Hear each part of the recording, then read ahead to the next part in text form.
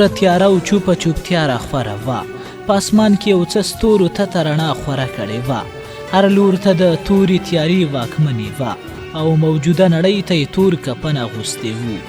ودان کورونه هم لکه د کنډوالو په څیر برېښېدل. وده انسانان هم داسې برېښېدل تا به ویل چې په تلپاتې قبرونو کې وده وي او یا پرې د بېغمۍ او بېدردۍ څادرونه راخواروي. داسې وده لکه په قبرونو کې چې مړي پراته وي او په ابدي خوب وده وي. هر لور ته خاموشي او خاموشي. کله کله به د ونو پاڼې د ځمکې لورو ته په ناهیلۍ او مړاوې سا سرونه راښکته کړل او د چوپتیا په ښار کې به یې د ترنم په څیر نارې پورته کړي او یو ډول غمجنه زمزمه به یې وکړه او د تورتم چوپتیا به یې د درنګ ساعت لپاره ماته کړه.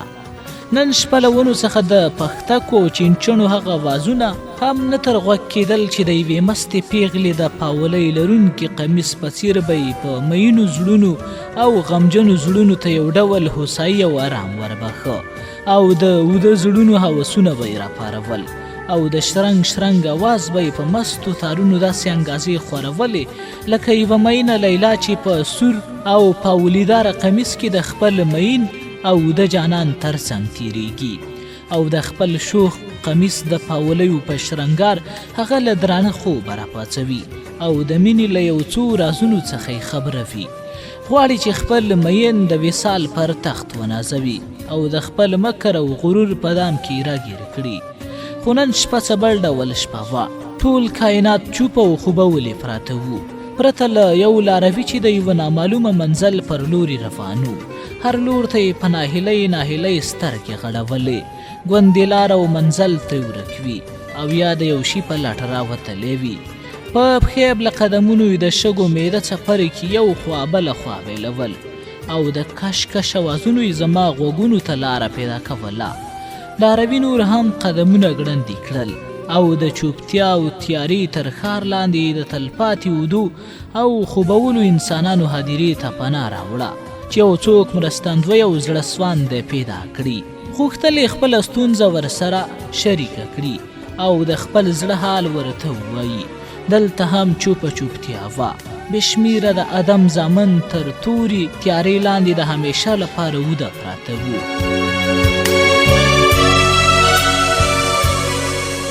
لاروی ناهیلی شو.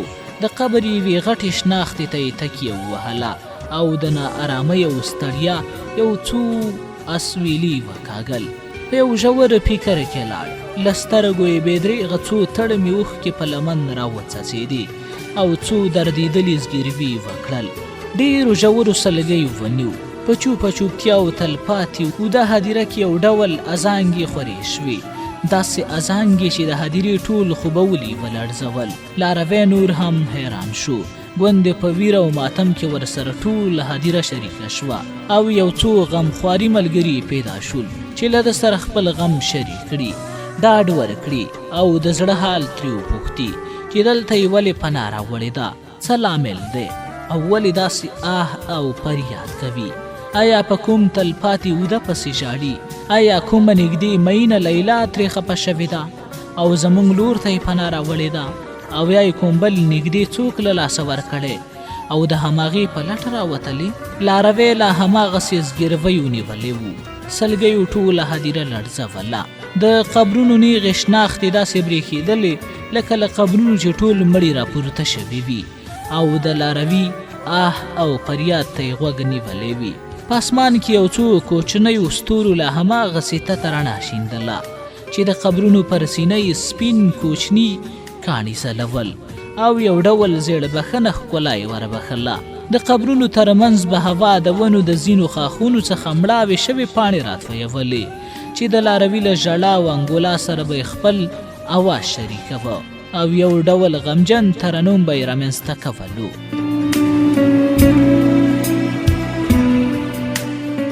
د لاروي د چغو سورو اواز ټوله هدیره په سر واخیسته. آن تر غرونو پورې انګازې خورې شوې. غرونو د ده ویرجن اواز ته لا نور هم انعکاس ورکړ او د کلي د څو خوبولو انسانانو غوږونو ته یې هم ور وسپارلې. شپه دویم پار ته رسېدلې وه.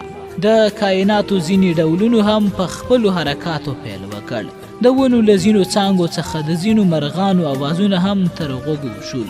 ځینې سپیو هم د هدیرې لور ته خولې واڅولې او یو ډول ویرجن اوازونه یې پیل کړل. غپ غپ غپ شو. په خپلې کوټې د اشدارې خواته ودوم. ځان مې په کمپله کې ډېر کلک رانغاړلی و. هوا ډېره یخه او سړه وه. ناڅاپه مې غوږو ته ګونګسي خپاره شول او څه بل ډول احساس مې وکړ. انګېرلې مې چې د هدیرې ټول مړي راپاڅېدلي او د یو چا په یاد کې ویره او ماتم کوي. ښایي د ژوندیو انسانانو له ځینو نه کردو سرونه ټکوي. د هدیرې له منځ څخه د چغو او واویلا اوازونه لا پسې زیاتېدل او یو ډول ویرجنه ترانه یې زمزمه کوله. خوب مې وتښتېده او د سوچ موجونه مې د هدیرې لور ته مرکوز شول. په چپرکټ کې نیغ راپاڅېدم. د کوټې د کړکۍ شاته د شپې د تورتم حکومت و. چوپه چوپتیا وه. یوازې یو څو ستورو راته سترګې مرموزې نیولې وې.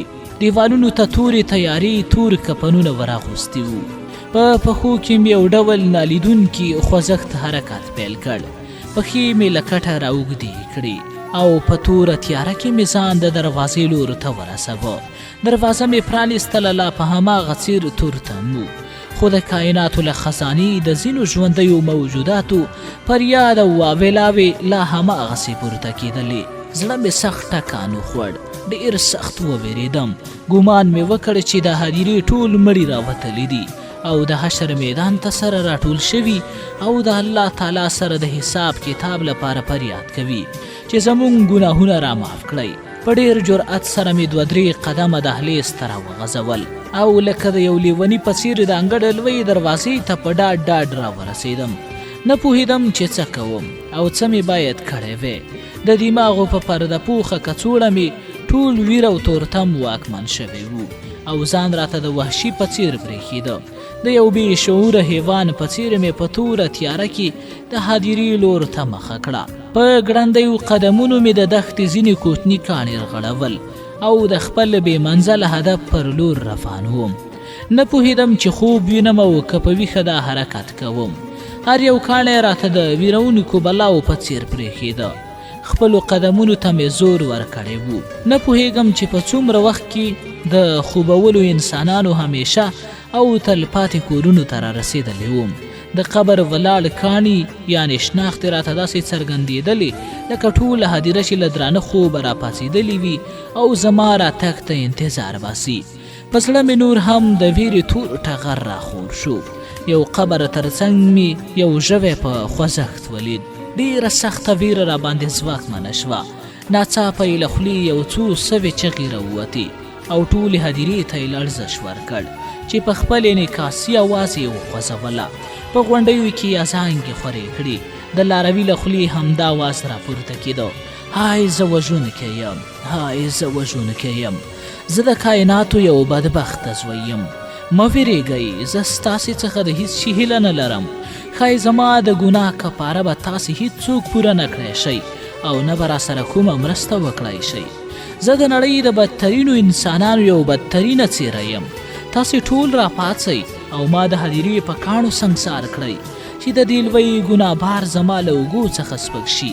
د خدای لپاره له ما څخه خپل غچ واخلئ. ما ستاسې دا درد هیڅ خوب ته نه پرېږدي. زه یو وژونکی یم.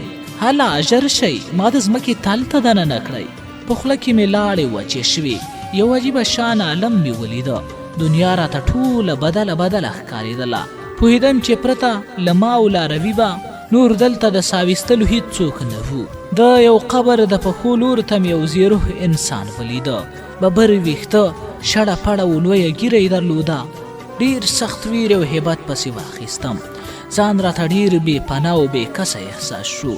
د لاروي په ژبه په هماغه څېر د الفاظ تکرارېدل: های زه وژونکی یم، های زه وژونکی یم. شپې هماغسې تور کفن غوړولی وو. قبرونه د یو بل پسې لکه د سلیمان د وران شوي ښار په څېر برېښېدل، خو ځینو پخو قبرونو به د ستورو تتې رڼا ته انعکاس ورکوه او یو ډول دروغجنه رڼا به یې شیندله. مړي ټول په درانه خوب وده وو. لاروي سر ځوړند نیولی وو. له سترګو یې بې درېغه اوښکې څڅېدلې. ناڅاپه یې زما لور ته پام شو. د ارامې یوه سوې ساه یې واخیسته او بیا یې له واسکټه یو خیرن دسمال راپویست. اوښلن مخ او خپلې ژړغونې سترګې پرې پاکې کړې.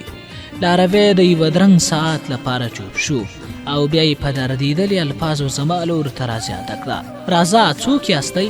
له ما مه ویرېږه، زه هم ستا په څېر د آدم زوم یم. راځه، زما څنګ ته راشه، راځه راځه. پښو مې نور حرکت له لاسه ورکړی و. هېڅ نه پوهېدم چې آیا دا دروغ دی او که رښتیا، چې خپل ځان په توره تیاره کې د دښتې په هدیره کې احساسوم. که څه هم ځواني په خپله د شهادت او زړورتیا نوم دی، خو دلته ما هر څه له لاسه ورکړي وو او د ځوانۍ ټول حواس مې بایللي وو. پښو اجازه نه راکوله چې په وړاندې لاړ شم او د لاروي له کیفیت څخه ځان خبره کړم. لکه د کاڼي په څېر په خپل ځای کلک ولاړ وم. لاروي هم څه د یوه درنګ لپاره سکوت غوره کړی و، خو یوازې دومره مې احساسوله چې هغه یو ژوندی انسان دی. زما په څېر یې جامې وي او زما په څېر کړه وړی و. لږ ساعت وروسته یې له خولې رازیاده کړه: زویه، مه ویرېږه، ولې داسې بې حرکته شوي؟ آیا له ما څخه وویرېدلې او که د هدیرې د مړو وهم وهلې؟ راځه، دوی ډېر نیکبخته خلک دي.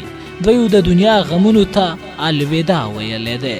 دوی څومره خوشبخته خلک دي چې د دنیا له هر ډول کړاوۍ ځانونه خلاص کړي دي. دوی زما او ستا په څېر بدبخته نه دي. راځه. له دې سره بیا یو څو فریادي چغې وکړې او په بدن کې یو ډول خوځښت پیدا کړ. زه په هماغه څېر د بوت غوندې په خپل ځای کلک ولاړ وم. نه پوهېدم چې ولې مې ټول حواس بایللي وو او ولې داسې ویرېدلی څرګندېدم. د دې سره سره چې دا مې هم انګېرله چې لاروی زما په څېر یو انسان دی، د انسان سوی دی او زما په څېر کړه وړه او حرکات کوي. زړه مې لږ راډاډه کړ او 2 قدمه په ویره ویره نور هم ور وړاندې شوم. خو ژبې مې په هماغه څېر سکوت غوره کړی و او د خبرو کولو ټول هنرونه یې راڅخه هېر کړي وو.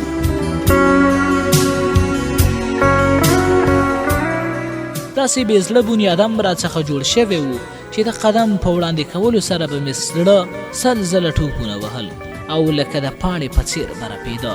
د لاروي له خولې یو ځل بیا د لاسینې الفاظ رازیات شول: ګرانه، ته له ما ولې ویرېږي؟ راځه، زه هم ستا په څېر انسان یم، ستا په څېر خبرې اترې کوم. راشه زما تر څنګ کښېنه چې د زړه له څو رازونو دې خبر کړم. ګوندې زما په حال دې لږ ترس راشي او یا مې د هدیرې په کاڼو سنګسار کړي چې د ټول عمر د ګناهونو کفاره مې ادا شي او دردېدلی زړه مې په ارام شي.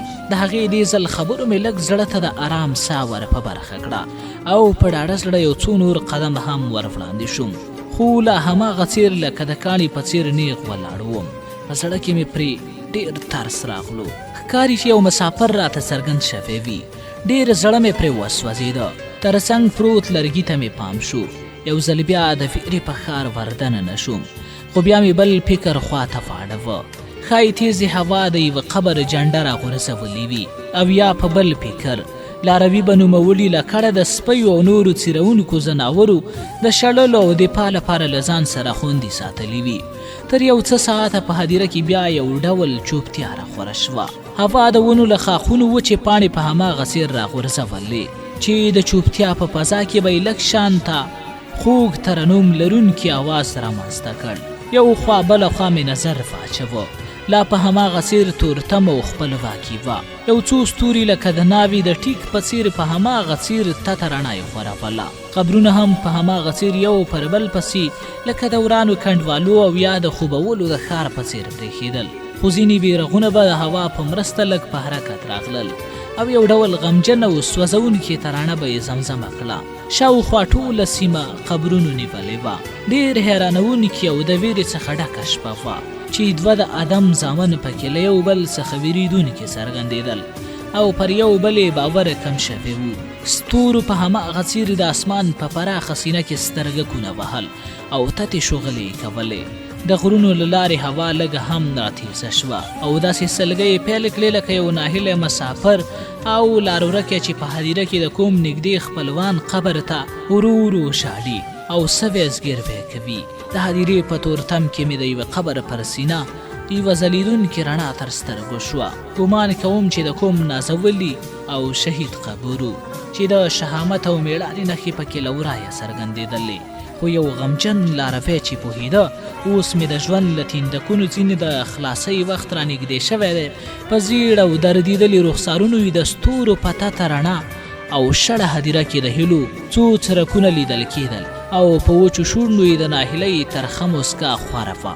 تا به ویل چې ځان په خپله د مرګ پر وزرو سپروي او د دنیا ژوند ته نورو الوداع وایي. ښایي چې د هیلو ټولې دروازې پرې بندې شوې وې. ناڅاپه یې دواړه لاسونه د اسمان لورو ته هز کړل. نیم ژوندي باڼه یې لږ زره په حرکات راغلل. داسې یې وکتل لکه د وروستي ځل لپاره د ستورو د تتې او زیړ بخنې رڼا ننداره کوي او مخه ترې اخلي او یا د اسمان له کایناتو خپلې سترګې پناه کوي. زه په هماغه څیر ګوم سوم وم او د لاروي دې ډول حرکاتو ته ګوته په غاښ ولاړ وم. سم د لاسه یې له خولې دا سوې چغه رابیرون شوه چې ټوله هدیره یې ولړزوله.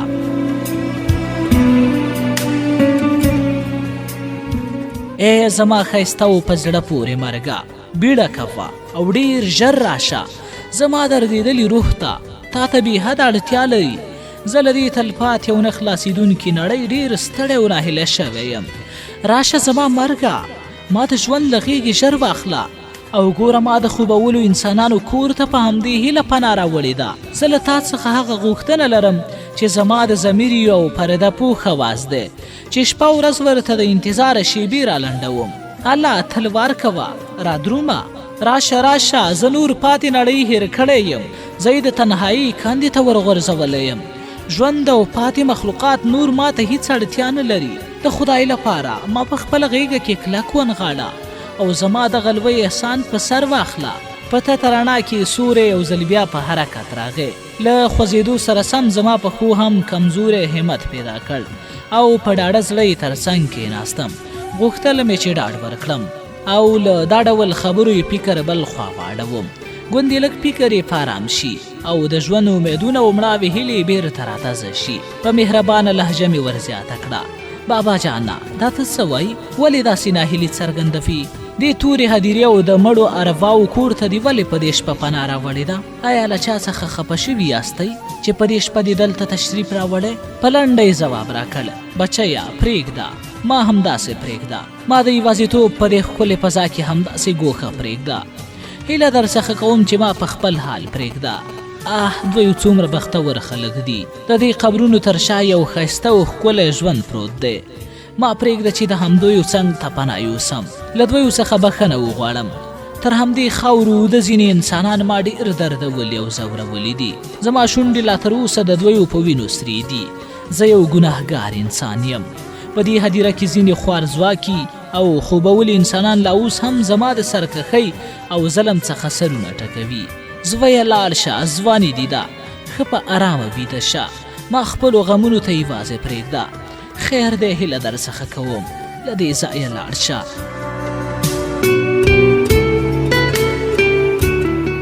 په ډاډه الفاظو مې یو ځل بیا ورزیاته کړه: بابا جانا، دا ولې داسې غمجنې حیرانونکې او معنادارې خبرې کوي؟ زه دا هیڅکله نشم زغملی چې تا دې یوازې په هدیره کې پرېږدم او له تا ځینې بېغمه لاړ شم او په خپله بستره کې دې وده شم. آیا زه انسان نه یم؟ آیا ما د یو چا په درد نه دي ژړلي؟ آیا زه عاطفه او صله رحمي نه لرم چې تا دلته همداسې پرېږدم او زه دې ګرمې نرمې بسترې ته پناه یوسم؟ راځه راپاڅه. په ناهیلۍ یو ځل بیا رازیاته کړه: زوی جانا، ما پرېږده چې په همدې شړه هدیره کې د شپې په سکوت او چوپتیا کې د خپل ټول زړه رازونه همدلته راوسپړم. ګوندې لږ ځان او روح مې سپک شي. پرېږده، ما همداسې پرېږده. دا ځمکه او هدیره زما لپاره یو سمسور ځای دی. دا هدیره زما د ژوند لپاره یو خوند لرونکی خوب دی. تر ډېره زموږ دواړو ترمنځ همدا خبرې جاري وي. شپې په هماغه څیر خپل تور ټغر غوړولی وو. نه پوهېدم چې نن شپه څومره اوږده شپه وه. خدای زده چې نن شپه ولې دومره حیرانه وه چې د دښتې په هدیره کې د یو قبر تر غاړې دوه انسانان ولې ناست دي او څه سره وایي. ستورو په هماغه څیر د ټولې هدیرې او زموږ دواړو ننداره کوله او ټول سره داسې بونګېدل. آیا د دوی دواړو لپاره ژوند د ترخو زهرو ګډ دی چې داسې ترې ګوښه، خفه او ناهیلي څرګندېږي؟ آیا د دوی د ژوند خاطره او هره کرښه له خنډونو څخه ډکه ده چې داسې ترې کرکه کوي او ترې سر ټکوي؟ آیا دوی د خوبولې قافلې سره ځان ورګډوي چې له دوی سره ابدي او تلپاتې میلمانه شي او له نړۍ څخه ځان نیست او نابود کړي؟ شپه په هماغه څیر تیاره ده، هدیره لکه د 100 کلونو مړو په څیر په هماغه څیر خاموشه وه. مرغان هم په خپلو ځالو کې غلي وو او د چوپتیا په جامه پوښل شوي وو.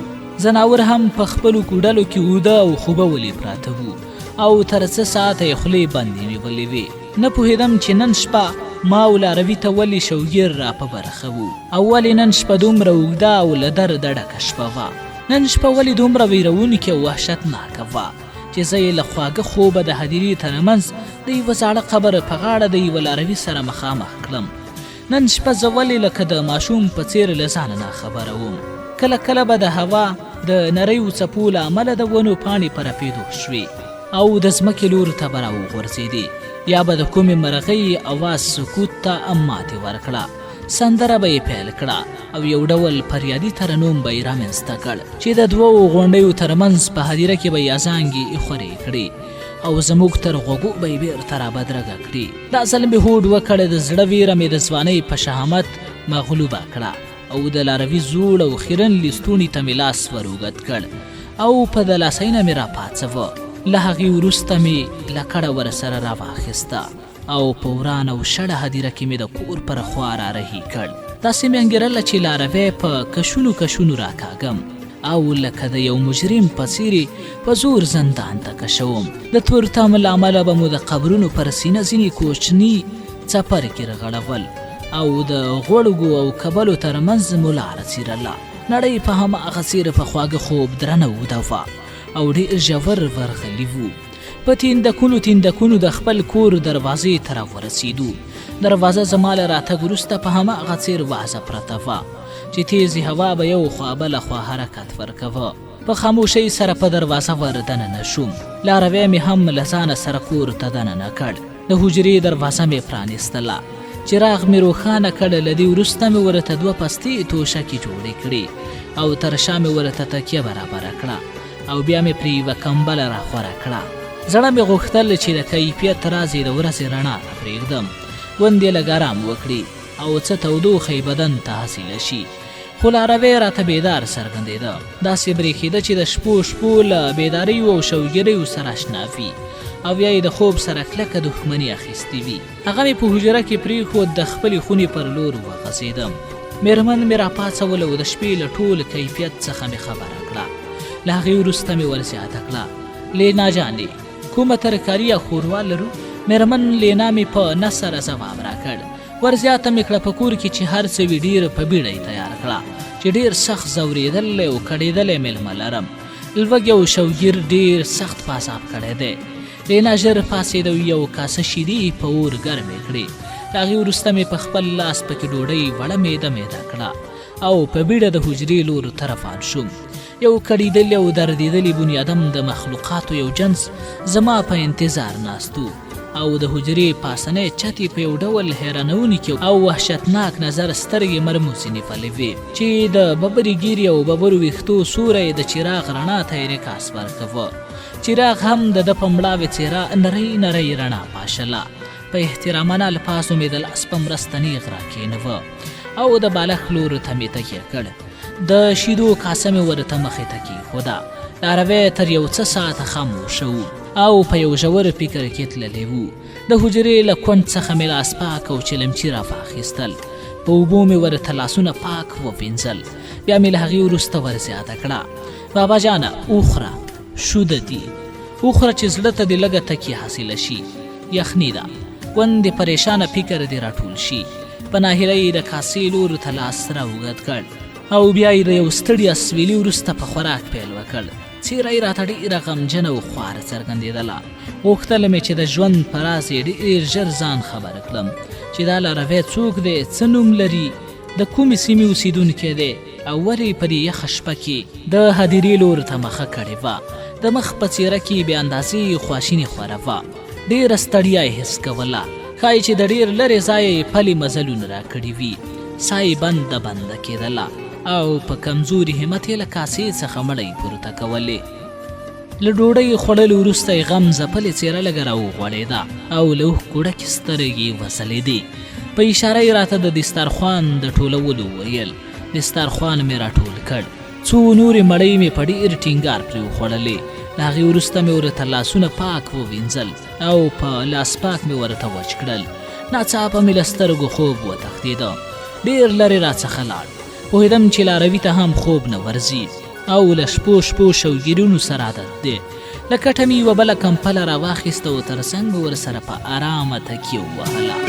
غوښتل مې چې د ده په بېوزلۍ ډېر سخت وژاړم، اوښکې ورته توی کړم چې پورته اسمان مو په حیرانو سترګو د دې دردېدلې افسانې ننداره وکړي او پر دې حال مو زړه وسوځوي. خو ډېر بېوسه وم. زما ژړا او فریاد د لاروي په غم راکمولو کې هیڅ معنا نه درلودله او یو ډول دروغجنه مرسته او همکاري ورته څرګندېدله. سترګې اوښلنې او دوران کنډر په څېر ګډې وډې برېښېدلې چې بې شمېره پوښتنې پکې لیدل کېدلې. ځان ته مې لږ ډاډ ورکړ او د لږ ساعت لپاره مې چوپتیا ته ماتې ورکړه او په ډاډه زړه مې ترې وپوښتل، بابا د ځان پېژندګلوي راته وکړه، د کومې سیمې یاست؟ نوم دې څه دی؟ او ولې دې په دې شپه شړې هدیرې ته پناه راوړې وه؟ غواړم چې د خپل تیر شوي ژوند کیسه راته وکړې چې لږ زړه مې په قرار شي. په سوړ اسویلي او ناهیلۍ سره یې ځواب راکړ، بچیه پرېږده، څه کوې زما په کیسه؟ زما تیر شوی ژوند د رنځ او درد یوه لړزونکې او دردونکې کیسه ده. پرېږده بچیه چې خپله کیسه په خپل زړه کې همداسې پرده پوښه وساتم چې ټولنه ترې همداسې ناخبره واوسي. پرېږده زما کیسه همداسې پټه ښه ده. زوی جانه ته ډېر بختور ځوان یې چې د ځوانۍ له پسرلیو خوښوونکې او په زړه پورې خوند اخلي. ته څومره خوش قسمته، آزاد او بختور ځوان یې. زړه مې په هماغه څېر بې صبره او دې ته لیواله و چې د لاروي د ژوند له ترخو او خوږو ځان خبر کړم چې هغه کوم راز دی چې له ما یې پټ ساتي او په اړه یې راته کیسه نه کوي. ما خو هغه یوازې په تورتم کې له هدیرې راوستلی و. ما خو نور هغه نه پېژانده، یوازې په لاس کې یوه امسا وه او په یو زوړ او شلیدلي څادر کې ځان رانغاړلی و. مړاوې څېره یې د غم او ژور خفګان یوه ګردجنه هنداره وه. یوازې ما ورته د کور بلنه ورکړه. هغه زما مېلمستیا ومنله او زما تر حجرې په توره شپه کې ځان راورسوه. له ډوډۍ خوړلو وروسته لږ راتازه هم شو او زما له دې مرستې ډېر خوښ څرګندېده. خو بیا هم نه پوهېدم چې ولې ما ته خپله کیسه نه کوله او ولې چوپتیا غوره کړې وه. آیا کوم لوی جنایت یې کړی و؟ خو د ده له رازه ډکه چوپتیا ما په هیڅ ډول نشوه زغملی او په همدې لټه کې وم چې ژر راته د خپل تیر ژوند کیسه وکړي او د تیرو حالاتو له تورتمونو، آهونو، فریادونو او نورو اړخونو څخه مې آګاه کړي. په غوړمالۍ سره یو ځل بیا راپاڅېدم او په کمپله کې مې نور هم راونغاړلو چې یخني ونه شي.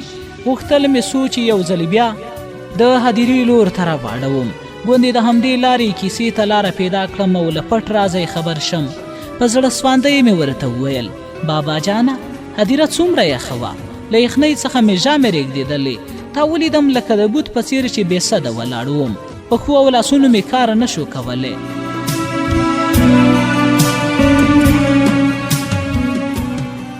څومره یخني وه، زما خو اوس هم یخني کېږي. ښه دی چې دلته راغلو، ګینې له یخنۍ څخه به دواړه د کاڼي په څېر کلک شوی وې. یو ځل بیا یې په درانه نظر د چت لور ته سترګې مرموزې کړې. لږه ساه پکې وچلېده او په یوه غمجنه سویلي دا خبره رابدرګه کړه، زوی جانه له هدیرې څخه بد مه وایه. په هدیره کې وده انسانان ډېر نیکبخته خلک دي. دوی زما او ستا په څېر غم او درد نه لري. دوی د دنیا له غمونو ځینې په خیس پکې کړي دي. دوی ډېر نازولي او د بېغمۍ په درانه خوبوده خلک دي چې د نړۍ له هر ډول کشالو یې ځانونه بېغمه کړي. ورزیاته مې کړه، بابا جانه ته ولې له ژوند څخه داسې ناهیله څرګندېږي؟ ژوند خو ګوره یو لوی نعمت دی او د انسان لپاره تر ټولو لوی غنیمت دی. خو نه پوهېږم چې ته ولې له خپل ژونده سر ټکوې او ولې داسې ناهیله څرګندېږي.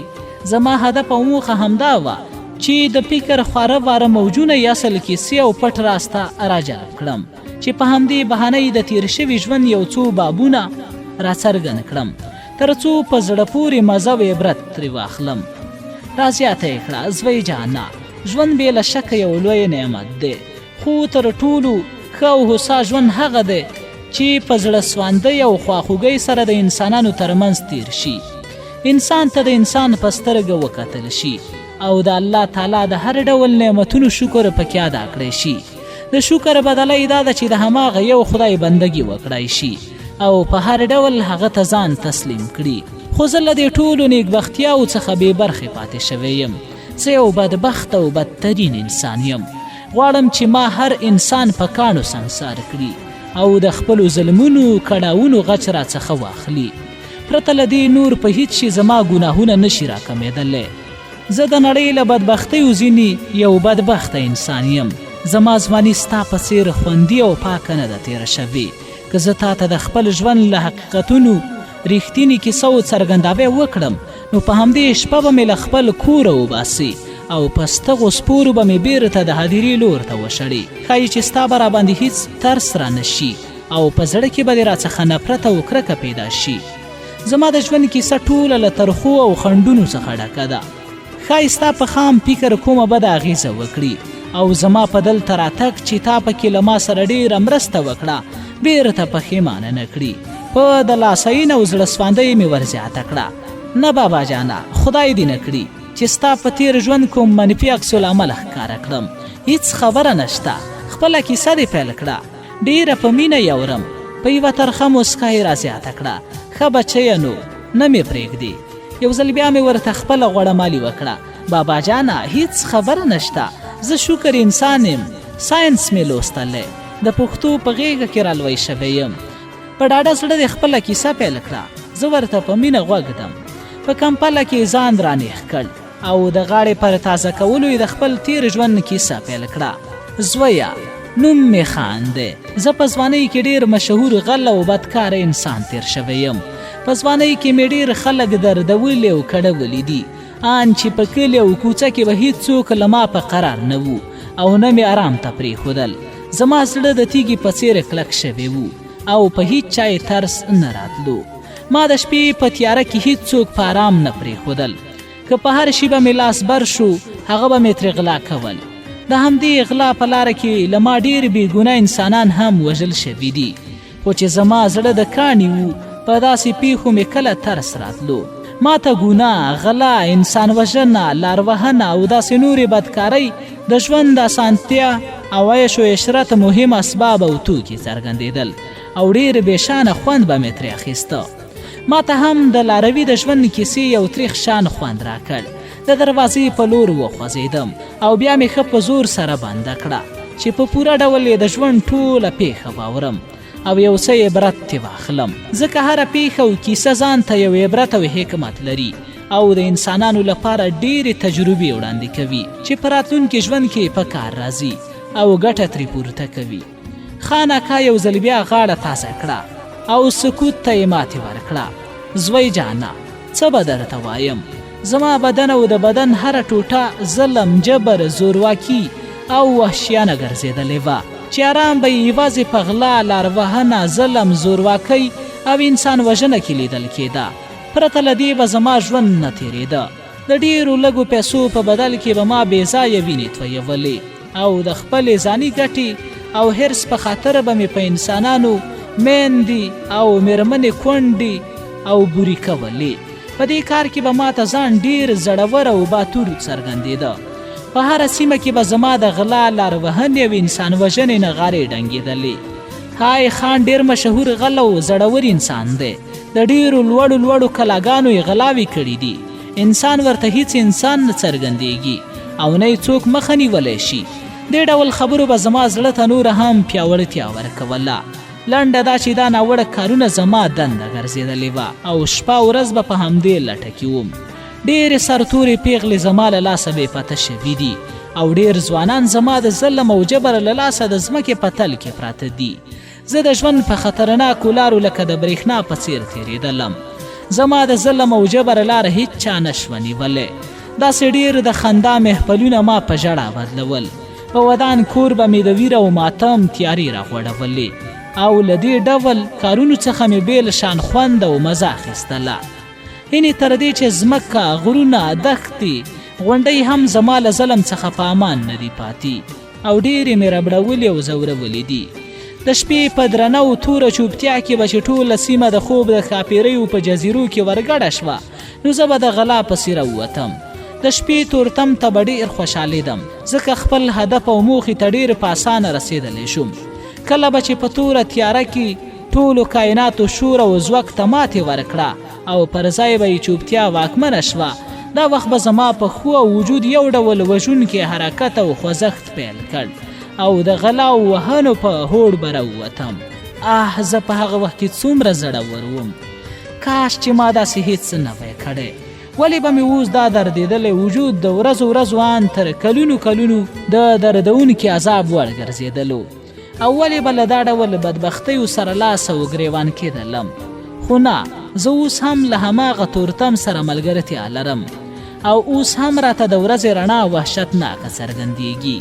خو یوازې توپیر پکې دا دی چې په هماغه وخت کې به ژوندي راڅخه بېقراره وو، خو اوس راڅخه وده انسانان بېقراره وي، خو دوی په هیڅ ډول له ما سره نه پخلا کیږي او نه زما له ګناهونو او ظلمونو چې له دویو سره مې کړي راته تیریږي.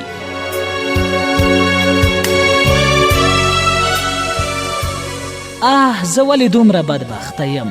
څو رڼې اوښکې د ګریوان په کږه وږه لاره په خیرنې لمن راوڅڅېدې او بیا یې یو ډول چوپتیا رامنځته کړه. زه څومره بدبخته انسان یم. په هغه وخت کې به ما د ژوند سره هر ډول لوبې او مرګ به راڅخه په میلیونونو میلیونونو لرې تښتېده، خو اوس مرګ په خپله غواړم، خو مرګ را سره هیڅ مرسته نه کوي. مرګ اوس له ما سره هیڅ وفا او ملګرتیا نه کوي او ډېر لرې راڅخه تښتي، کرکه راڅخه کوي. زه څومره مسلکي او هنرکاره غل وم.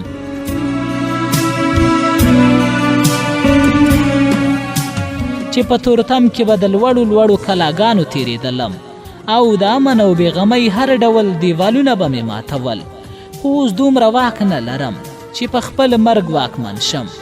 کاش چې مرګ له ما سره یوه نیزه مرسته هم وکړي، زما لپاره بس او کافي ده.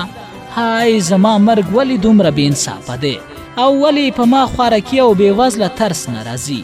زه ورته لمن غوړوم خو زما څخه لرې تښتي. زه ولې دومره بدبخته یم؟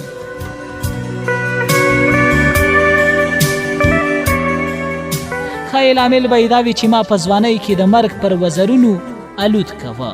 ښایي په هغه وخت کې به زما له سترګو د انسانیت پردې لرې شوې وي او د وحشت او بربریت په جامه کې به پوښل شوی وم.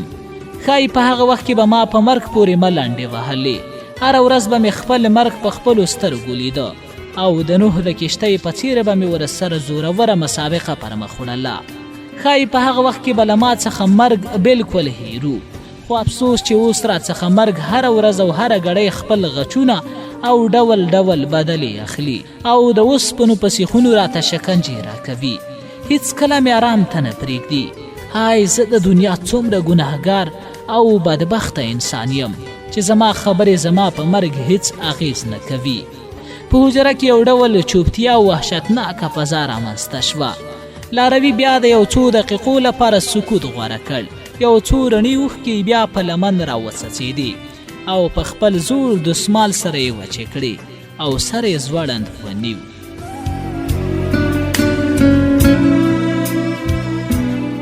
غوښتل مې چې یو څو اړینې پوښتنې ترې وکړم چې ولې مو دې کار ته مخه کړې وه او ولې مو په داسې ناوړه کارونو کې د نجات لاره لټوله، خو خپل وجدان بیرته غلی کړم. هسې نه په پاتې کیسه کې کوم خلل رامنځته نه شي. نو په همدې اساس ما هم لږه چوپتیا غوره کړه او په دلاسۍ نه مې ورزیاته کړه. خانکه که چایو ته دې تبه کېږي ګوره په ډاډه زړه ووایه، هیڅ تکلیف نشته. په یوه دقیقه کې به یې درته برابر کړم. یو ځل مې بیا پرې لږه کمپله راتېره کړه چې یخني یې به نه شي. د رنګ ساعت وروسته یې بیا خوله را جوړه کړه. زوی جانه، نن شپه دې له ما سره ډېر کړاو وګاللو او ډېر له خواږه خوبه مې وویستې. ته یو ځوان یې، ولاکه مې دا کار په تا پیرزو کېده. ګوره چې خوا راڅخه بده نه کړې او په زړه کې راڅخه د نورو انسانانو په څېر کرکه پیدا نه کړې. ته حق هم لري چې زما په څېر ګناهګار انسان په کاڼو وولې او په همدې شپه مې له خپله کوره وشړې او هیڅ زړه را باندې ونه سوځوي. ځکه زه د هیڅ ډول زړهسواندۍ وړتیا نه لرم. زه اوس ځمکې هم له خپلې غېږې څخه شړلی یم. انسانان هم راته په بد نظر راګوري او کرکه راڅخه کوي. اوس راته ځمکه هم په خپله غېږه کې ځای نه راکوي چې د همیشه لپاره مې خپل تل ته دننه کړي او له دې رنځ او شکنجو ځینې مې خلاص کړي. خو نه، ته راته څه بل ډول ځوان څرګندېږي. الله تعالی تا ته یو ستر نعمت انسانیت در پرزو کړی دی. ته د انسانیت په ټولو ارزښتونو پوره پوهه او برخمن یې. په احترامانه الفاظو مې ورزیاته کړه. بابا جانا، دا څه وایي؟ دا څومره بده خبره ده چې یو انسان دی له بل انسان سره قرباني ونه کړي. دا چې تا ماته د شپې په سکوت او چوپتیا کې د زړه خپل ټول رازونه ښکاره کړل، ماته یې ډېرې په زړه پورې تجربې لاسته راوړې. ستا د ژوند ترخه بابونه زما د ژوند لپاره یو ښکلی احساس دی او زما د ژوند لپاره پکې ډېرې معناوې پرتې دي چې په زړه پورې عبرت ترې اخلم. الله تعالی دې ستا په حالات رحم وکړي. د الله تعالی د رحم دروازې ستا لپاره لا تر اوسه هم پرانیستل شوي دي. د هغه د بښنې سوری زموږ او ستاسې له ګناهونو څخه بېحده زیات دی. د الله تعالی په در کې په سجده پرېوځه او له هغه څخه د خپلو ګناهونو بښنه وغواړه. ښایي الله تعالی ستا ستر جنایتونه ټول در معاف کړي. په ناهیلۍ رازیاته کړه. زوی جانا، زما ستر جنایتونه یوازې په توبه نه بښل کیږي. ما یوازې د الله تعالی حق نه دی تر پښو لاندې کړی، بلکې زه د ډېرو مظلومو انسانانو، باعزته او سرتورو مېرمنو، کونډو، یتیمانو د حقونو پوروړی یم. پرېږده، همداسې دردېدلی او کړېدلی ښه یم. ما د سپېڅلې ځوانۍ د ارزښتونو سپکاوی کړی دی. زه هېڅکله د معاف کېدو وړ نه یم. که زه هره یوه ګناه بېله تا ته در په ګوته کړم، نو د کتابونو یو غټ انبار به ترې جوړ شي. زه اوس له هرې هیلې ناامیده یم، ان تر دې چې له خورې ورې ځمکې څخه هم کرکه راځي. اوس ماته ځمکه هم په غېږه کې ځای نه راکوي. زه اوس د مرګ د راز د رابرسېره کولو په موخه راوتلی یم. خو نه پوهېږم چې زما بې وفا مرګ راڅخه ولې دومره لرې تښتي او ولې راسره دومره دښمني راخیستې ده.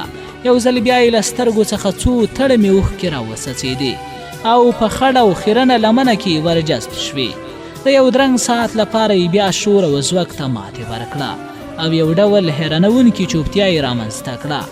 شپې هم نور په سپین او ځلیدونکي کفن کې ځان تاوولو او د اسمان کنارو ته یې د زیړ او بارونقه رنګ ورکولو په موخه شیبې رالنډولې. بل لور ته د لاروي کیسې نور هم حیرانوونکي بابونه راڅرګندول چې په مړاوې څېره او اوښلنو سترګو یې پر هره کړي ګناه افسوس څرګندوه او بېدریغه اوښکې تویولې.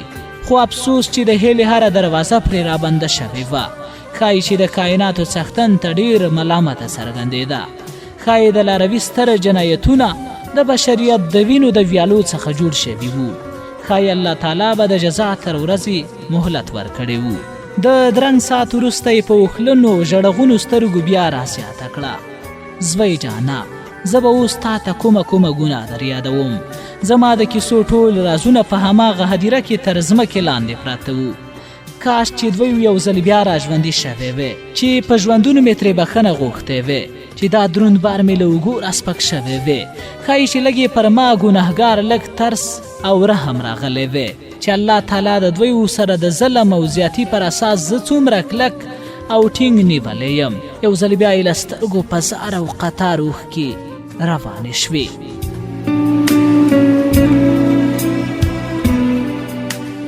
او په خپل زوړ دسمال سره یې وچې کړې. درنګ ساعت وروسته یې بیا چوپتیا ته ماتې ورکړه. زوی جانا، زما زړه او د بدن هره ټوټه اوس هم له کاڼي څخه کلکه ده. که ووایم چې هغه ستره جنایتونه چې ما له مظلومو انسانانو سره کړي دي ما څومره ځوروي، ښایي ستا په نازکو دماغو کومه بده اغېزه وکړي. که ووایم چې د بدن غوښه مې هره ورځ په امبورونو رابېلېږي، نو ښایي ستا فکر دې ته واوړي چې زما بدن خو روغ رمټ دی او د زخم هیڅ نښه پکې نشته. خو زما د زړه په درد به ته څرنګه خبر شي. خدای مه کړه چې زما یوه ورځ دې هم په تا تېره شي، مګر لږ تر لږه که زما د تریخ ژوند له حالاتو ځان خبر کړي او وګوري چې زما رنځ او غم تر کومه حده د انسان د زغملو او ګاللو وړ دی، خو نه زه یوازې ښه یم چې په خپل بدن هره شپه دا ترخه او کرکجن ټپونه او دردونه چې ما شپه ورځ خوب ته نه پرېږدي احساسوم. اوس نو تور تم رخصت اخیستې وو او د سهاره د وږمو پستې څپې راخورې شوې وې. کوچنۍ لور مې دروازه ټک ټک کړه. پلار جانه اوبه تودې دي اودس وکړه. خپلې کوټې ته دننه شوم. په 2 لوټکو کې مې اوبه واچولې او د حجرې لور ته روان شوم.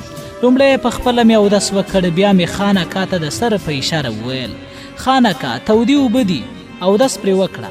په مخ کې یو ډول ترخې ګونځې را پیدا شوې. انګېرل مې چې په زوره یې د اودس لور ته هڅوم.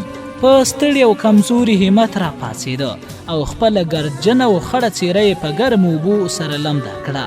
له تشنابه مې ورته صابون را واخیست چې له مخ څخه یې ګردونه او غبار لرې شي.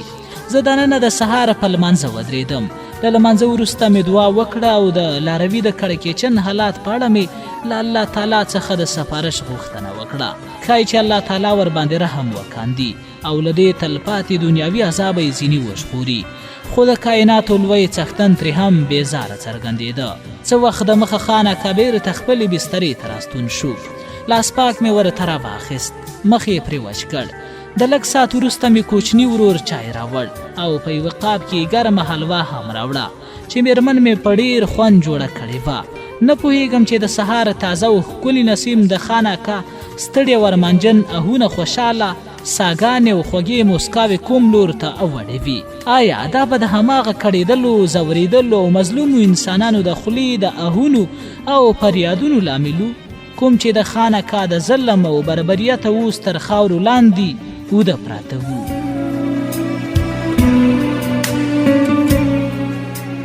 په زړه سواندۍ مې ورته وویل خانکا چای دې سړیږي، دا حلوا وخوره چې زړه دې تکیه شي. له بسترې په ناهیلۍ لاس سره اوږد کړ او په کمزوري همت یې پیاله راپورته کړه. یو څو ګرم غړپونه یې ترې وکړل. بیا یې د حلوا په قاب کې خپلې ګوتې وردننه کړې. تر سباناري وروسته خانکا بیا لږ راتازه شو او یو ځل بیا یې په اخوا دېخوا خبرو زما پام غلط کړ. له څه ساعت وروسته یې بیا چوپتیا ماته کړه.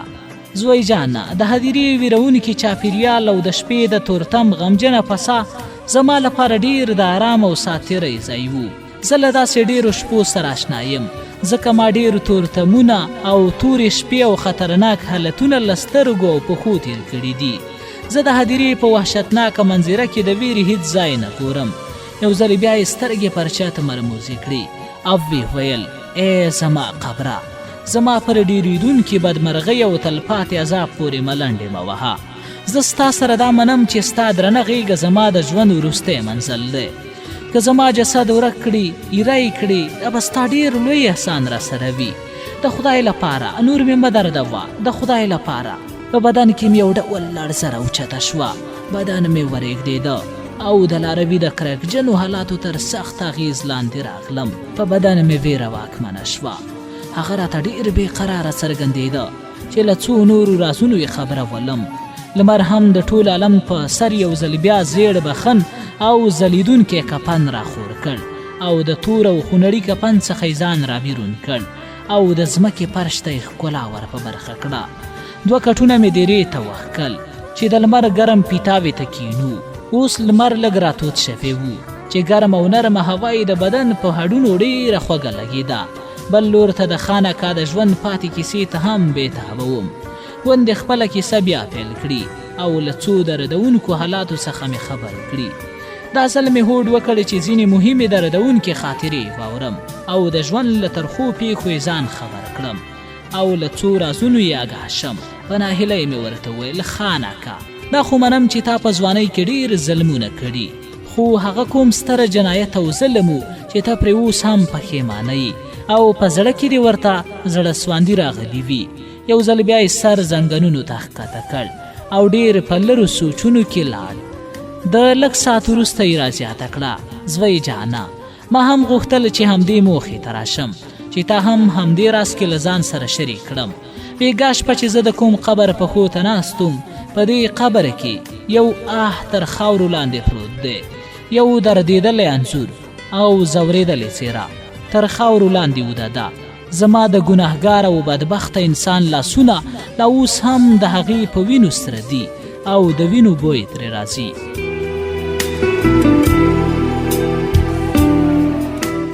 زه اوس هم د هغې په قبر کې د مظلومیت او بېوزلۍ فریادونه او دردونکې سلګۍ د زړه په غوږونو احساسوم. د هغې د بېدردۍ، غریبۍ او ناچارۍ تریخ سوری لا تر اوسه هم زما په بدن خور دی چې د اور په څیر مې سوځوي. افسوس چې ما په هغه وخت کې څومره سخت زړه درلود او څومره بېرحمه انسان وم. ما په هغې شپه د هغې هیڅ ډول زاریو، چغو او فریادونو ته هیڅ غوږ ونه نیو او د هغې هر ډول چغې او سوري راته بېمانه څرګندېدلې. افسوس چې زه ولې په هغه شپه مړ نه شوم او ولې ځمکې خپل لور ته کش نه کړم.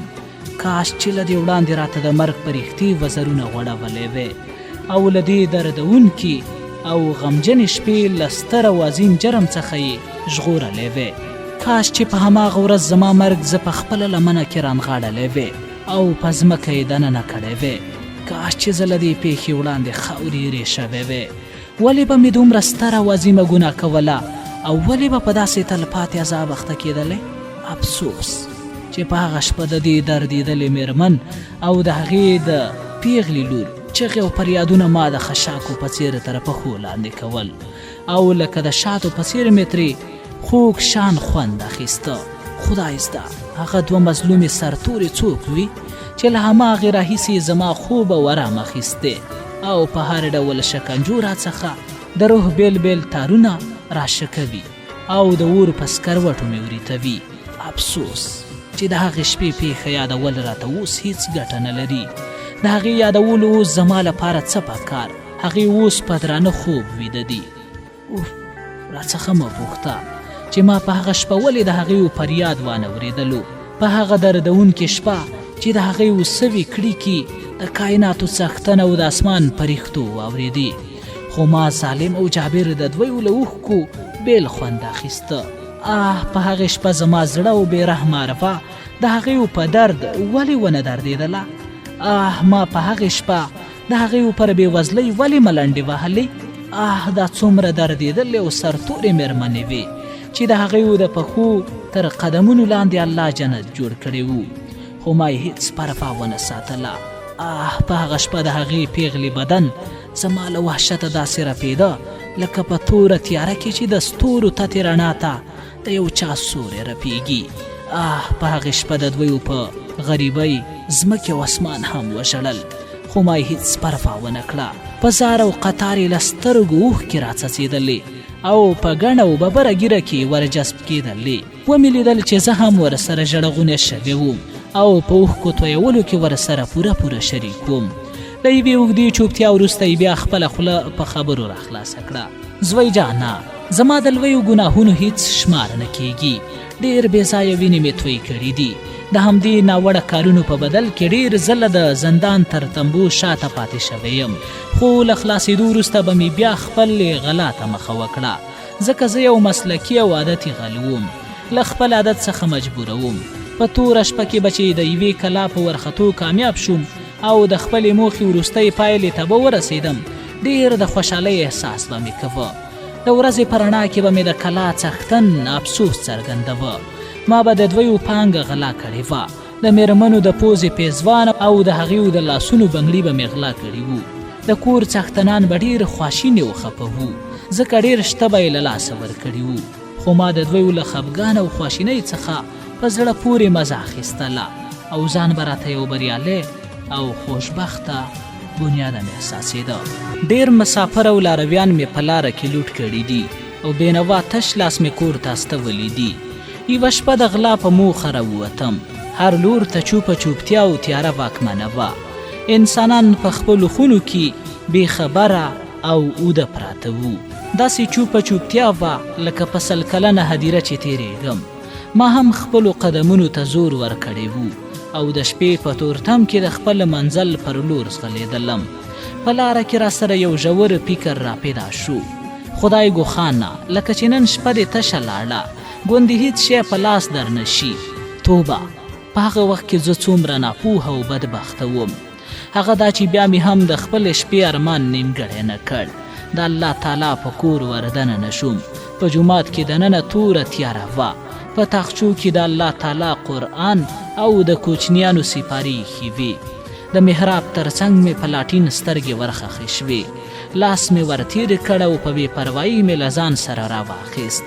بیا مې د محراب بل لور ته پام شو، ګوندې یو بل څیز په لاس راشي.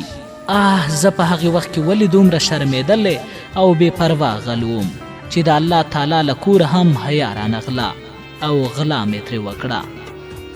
په هغې شپه الله تعالی زما په حق کې څومره له صبره کار واخیست، ځکه ما د هغه د کور سپکاوی وکړ او د هغه له کوره مې غلا وکړه. الله تعالی څومره صبر کوونکی ذات دی. په هغې سهار به راته د جومات امام او د هغې مقتدیانو څومره ښېراګانې او بد رد ویلي وي. توبه توبه، زه څومره بدبخته او بدکاره غل وم. زما له برخمنو او بدترینو شپو څخه یوه بله شپه چې د شپې پر یوې لوړې کلا ور وختم، په هماغه څېر د تورتم واکمنې وه. ټوله فضا په تور کفن پوښل شوې وه.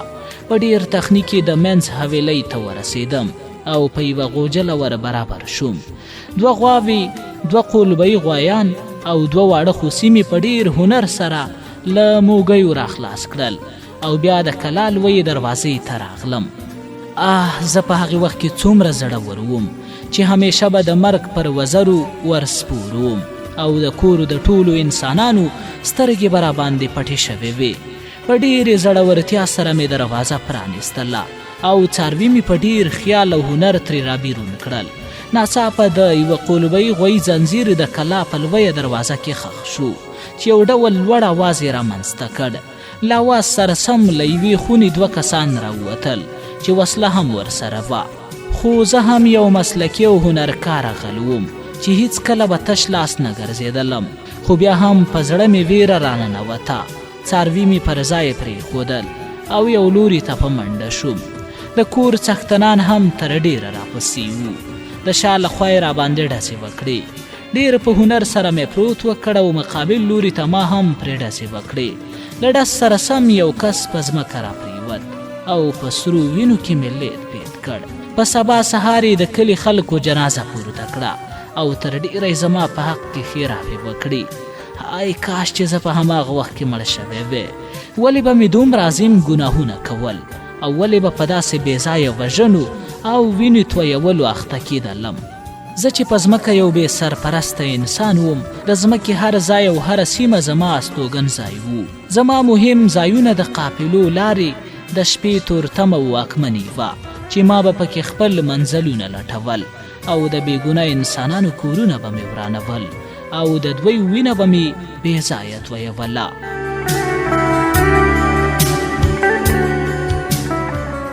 لمر اوس ښه راتود شوی وو او هوارې نړۍ ته یې زیړبخنه ښکلا وربخلې وه چې مړاوي روحونو ته یو ډول تازګي وربخله. خو لاروی په هماغه څېر مړاوی څرګندېده. سترګې د وران کندر په څېر په هماغه څېر ورانې ویجاړې وې. مخ او د بدن ټولې برخې داسې څرګندېدلې تا به ویل چې همدا اوس له یوه زاړه قبره راپاڅېدلی وي. سر یې شړ پړ داسې څرګندېده چې پوره میاشت یې اوبه او صابون نه و لیدلی. د زمانې او د ژوندي موجوداتو څخه راته ډېر بېزاره څرګندېده.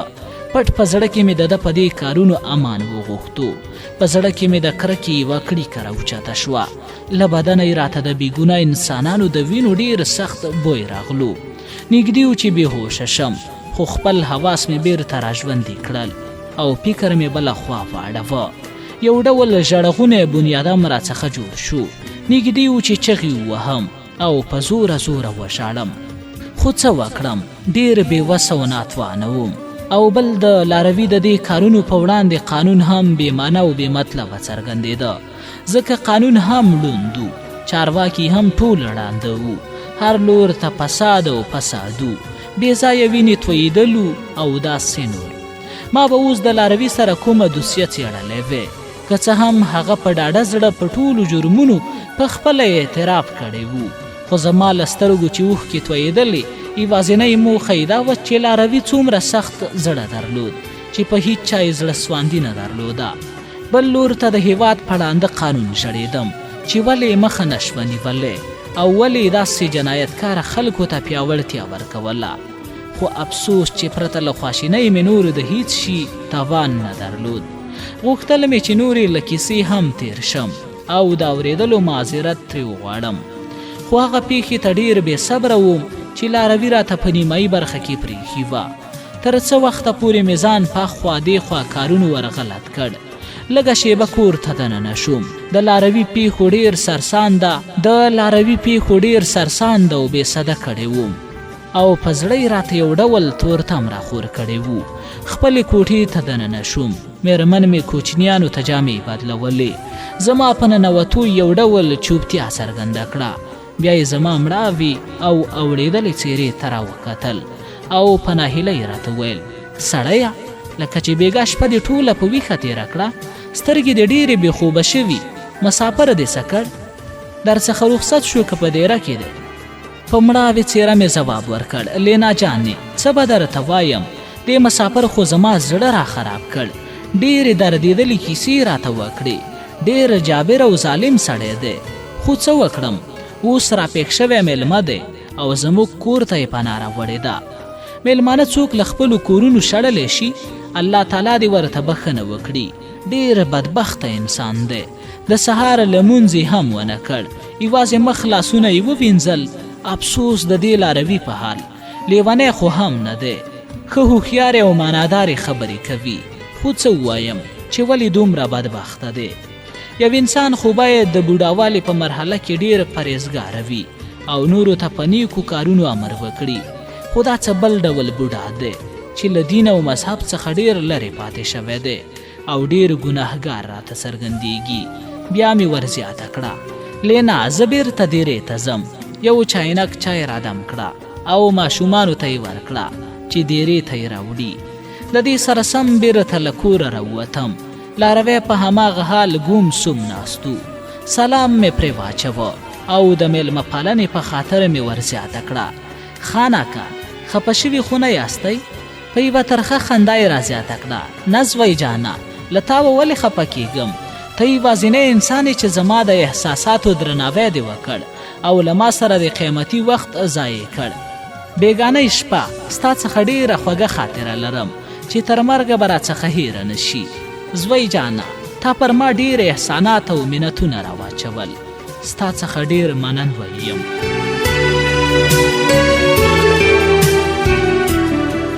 په درناوي مې ورزیاته کړه: خانکه، خدای دې نه کړي دا د یو مسلمان دنده ده چې د بل مسلمان قدر او درناوی وکړي. ما خو له تا سره هیڅ احسان نه دی کړی. دا د خپل ځای او خپله دیره ده، هر کله راشه. بیا مې په هیله ورزیاته کړه: خانکه، منم چې ته یو دردېدلی او کړېدلی انسان یې. ډېر جنایتونه او ظلمونه دې کړي دي، خو ستا لپاره د الله تعالی د عفوې او بښنې دروازې لا تر اوسه هم خلاصې دي. پاڅه او د الله تعالی په دربار کې په رښتینې توبه وباسه او پاتې ژوند دې د الله تعالی په عبادت او بندګۍ سره تیر کړه. کیدای شي الله تعالی ستا له ګناهونو څخه تیر شي او د عفوې او رحم سوری در باندې وکړي. الله تعالی ډېر ستر زړه سوانده او رحم لرونکی ذات دی. له همدا نن ورځې له ځان سره عهد او پیمان وکړه چې ټول وخت به د الله تعالی په عبادت او بندګۍ سره تیروم. په تندي کې یو ډول ګونځې رامنځته شوې او په تریوه لهجه یې ځواب راکړ: زوی جانه، هر سړی په خپل زړه ښه پوهیږي. د ځوانۍ هغې قیمتي او له سرو زرو څخه جوړې لمحې چې له ما څخه عبث تېرې شوې، هغه هیڅکله زما په دې عبادت بیرته نه راګرځي. که زه شپه او ورځ الله تعالی ته په سجده پرېوځم، زما د یوې ګناه له کفارې سره هم نه دی برابر. پرېږده، همداسې ښه یم او نه اوس زما د دې وخت عبادت ما ته کومه ګټه رسولی شي. دا ځل مې ورته په ترخه لهجه ورزیاته کړه: خانکه، دا خبرې مه کوه. په دې خبرو دې د ګناهونو بار لا نور هم درنیږي او زیاتیږي او الله تعالی در څخه ناراضه کیږي. الله تعالی خو ستر او رحیم ذات دی. ته هغه ته په صدق توبه وباسه، ګوره چې بیا الله تعالی در سره څه کوي. د الله د رحمت څخه ناامیده کېدل هم لویه ګناه ده او ستره ناپوهي او تېروتنه ده. زه به کور ته لاړ شم، تا ته به لږې اوبه تودې کړم. په هغې اوبو باندې به پاک ولامبې. یوه جوړه جامې به هم درکړم. هغه واغونده او نور له اخوا او دې خوا فکرونو څخه تېره شه. یوازې یو الله تعالی ته سر په سجده پرېوځه. هماغه یو کار جوړونکی ذات دی چې په خپلو بندګانو ډېر زړه سواندی دی او له هر ډول ګناهونو څخه یې تیریږي، خو په دې شرط چې الله تعالی ته په صدق او رښتینولۍ توبه وباسي. زما په خبرو لاروي هیڅ اغېز ونه کړ. ښایي الله تعالی به د هغه په زړه داسې پرده او داسې تورتم راخور کړی و چې د دوزخ له اور څخه په بل شي نه پاکېده. که ما هر څومره کوښښ وکړ خو په خانقاه هیڅ اغېزه ونه کړه. هغه اوس له هرې هیلې مایوسه شوی و او ټول بدن یې ګناه او زهر ګرځېدلی و. په هر حال له چای څښلو وروسته مې له ځان سره کلک هوډ وکړ چې په هر ډول وي د ځان وینځلو لور ته به یې هڅوم او په ډېر ټینګار سره به ورته نورې جامې ورغوندم. یو ځل بیا کور ته دننه شوم. مېرمن لینا ته مې غږ کړ چې په یو غټ لوښي کې اوبه ګرمې کړه. لینا ژر پاڅېده او یو غټ چجوش یې له اوبو څخه ډک کړ او بیا یې د بخارۍ په سر کېښود. لږ وروسته اوبه ګرمې شوې. بیا مې په خپل لاس د دیرې تشناب تبې وړې. له ځانه سره مې صابون او کیسه هم راواخیسته چې د لاروي د بدن ټول خیرې او ګندګۍ پاکې شي. یوه جوړه سپینې جامې مې هم له ځان سره دیرې تبې وړې. خانقاه په هماغه څېر پیتاوي ته تکیه وهلې وه.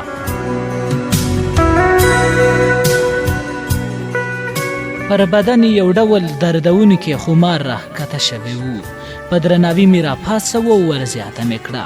خانقاه پاڅېږه، تودې اوبه مې درته راوړې، پاک پرې ولامبه. له هغې وروسته دا جامې هم واغونده.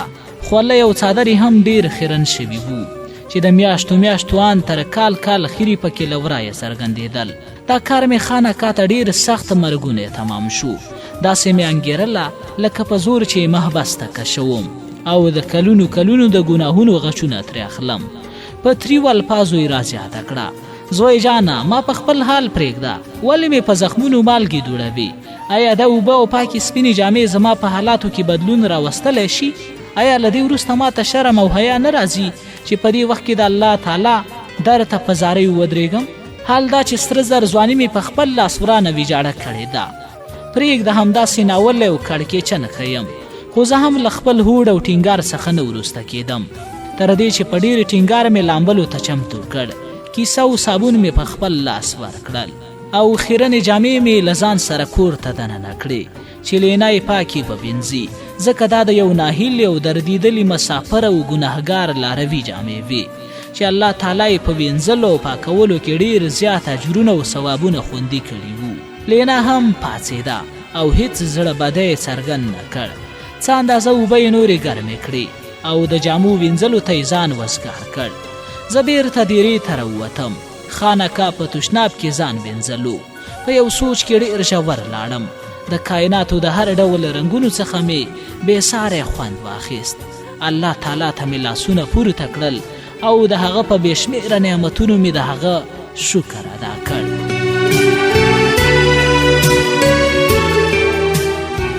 بیا مې د لاروي په حق کې دعا وکړه چې نورې د ژوند پاتې ماښامونه په رڼا وربدل کړي او له دې وروسته ترې یو پاک او سپېڅلی مسلمان جوړ کړي او زما دغه کار ورته د هدایت او لارښوونې ذریعه جوړه کړي څو د الله د رحمت تر سوري لاندې راشي. د لږ ساعت وروسته له تشنابه راووت. د مخ سپېڅلتیا یې ډېره ځلېدونکې څرګندېدله. ان د میاشتو میاشتو خیرې یې پاک شوي وو. د مخ او ګیرې ویښتان یې هم ځلېدونکي برېښېدل چې د لمر شغلو ته ډېر ښه څرګندېدل. بل دا چې سپینو او پاکو جامو ورسره لامزه کوله. یو څو دقیقې مې همداسې په خپل حال آرام ته پرېښود. ګوندې د لمر تودوخه یې لږه یخني ورکه کړي. ما هم ځان تر یو څه ځنډه په یو خوا بله خوا مصروف کړ او له دیرې څخه د باندې ووتم. د پرونۍ شپې کیسه راپه یاد شوه. په خپل ځان مې آفرین ووایه چې زه څومره زړور ځوان وم چې د شپې په توره تیاره کې په کنډو کپرو او پیچلو لارو د هدیرې خواته روان وم. داسې مې انګېرل لکه بېګانۍ شپه مې چې یوازې خوب لیدلی وي او په خوب کې د سل کلنو مړو زیارت او لیدو ته ورغلی وم. خو بیا مې خپل وجدان بیرته راویښ کړم. نه، هغه خوب نه و، بلکل رښتینی حال و. هغه چې د شپې له کوره سرتور راووتم او په تور تورتم کې د هدیرې منځ ته ورسېدلم او د یو لاروي سره مخ شوم. بیا مې هغه په دلاسۍ نه کور ته راوست. هغه لاروی چې د هدیرې په منځ کې د یو زوړ قبر په خوا ته ناست و. هغه لاروی چې ببره ږیره او خواره واره ویښته یې درلودل او ترڅنګ ورسره یوه اوږده امسا هم تر سترګو کېدله. نه پوهېدم چې هغه ولې د هغه زاړه قبره په خوا ته ناست و او ولې په ځان د ویر او ماتم خاورې بادولې، ولې په توره تیاره کې د سل کلنو مړو زړې هدیرې ته تشریف راوړی وو او ولې د هغه قبر په خوا ته په ژړا او انګولا د دې خبرو ازانګې خپرول. های زه وژونکی یم، های زه وژونکی یم.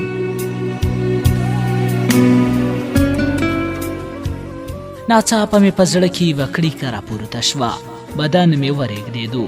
په خپلې زړورتیا مې سل ځله پرین ووایه او بیرته خپلې دیرې ته وردننه شوم.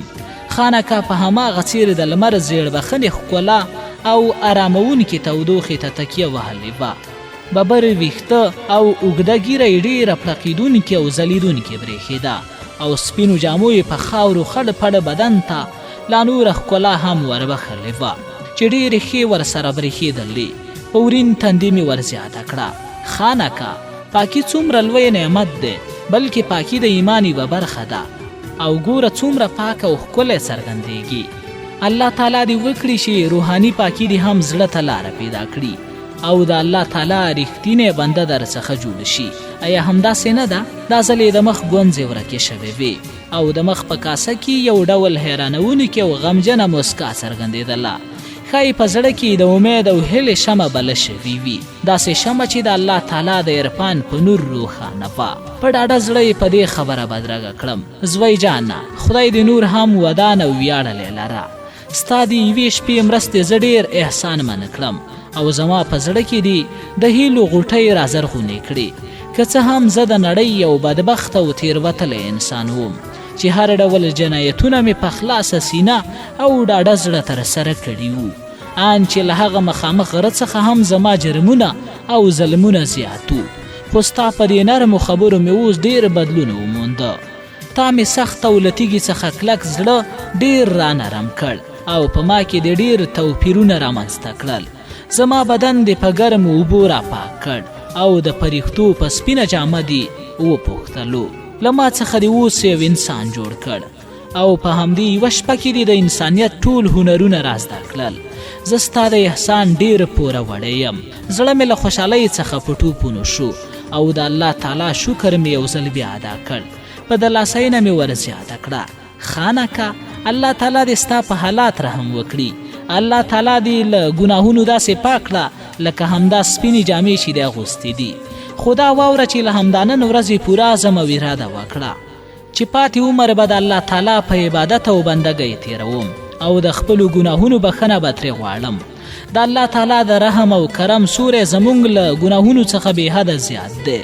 له همدا نن ورځې خپل لمونځ او اودس پیل کړه او د ناهیلۍ او بدبینۍ سوچونه شاته وغورځوه. اوس هم ستا څه وخت نه دی تېر شوی. الله تعالی د مرګ تر وروستیو شیبو د انسان ګناهونه بخي او د عفوې په نظر ورته ګوري.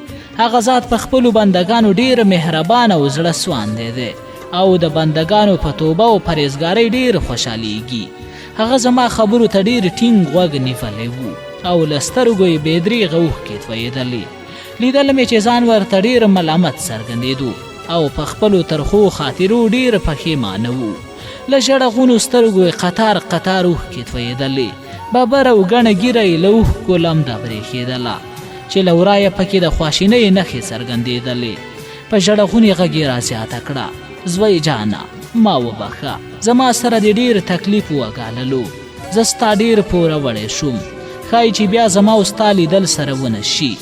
د غرمې له ډوډۍ وروسته به در څخه اجازه واخلم. زم چې د خپل قسمت بې قابو اس بل نامعلوم لورې ته کوږ کړم. زه د نړۍ یو بدترین سیار یم چې آزاد کور او ځای نه لرم او نه مې په آزاد ځای کې زړه صبر کوي. لمر د اسمان په شنه او پراخه سینه کې خپلې ځلیدونکې شغلې شیندلې. غرمه هم رانږدې شوې وه. د دیرې فضا ډېره توده او په زړه پورې څرګندېدله. بل لور ته لاروي ته هم نور تمېدل مزه نه ورکوله. په زړه کې مې هماغه تلوسې بیا ټوپونه پیل کړل. ګوندې هغه وروستۍ کیسه ترې واورم او پند او عبرت ترې واخلم.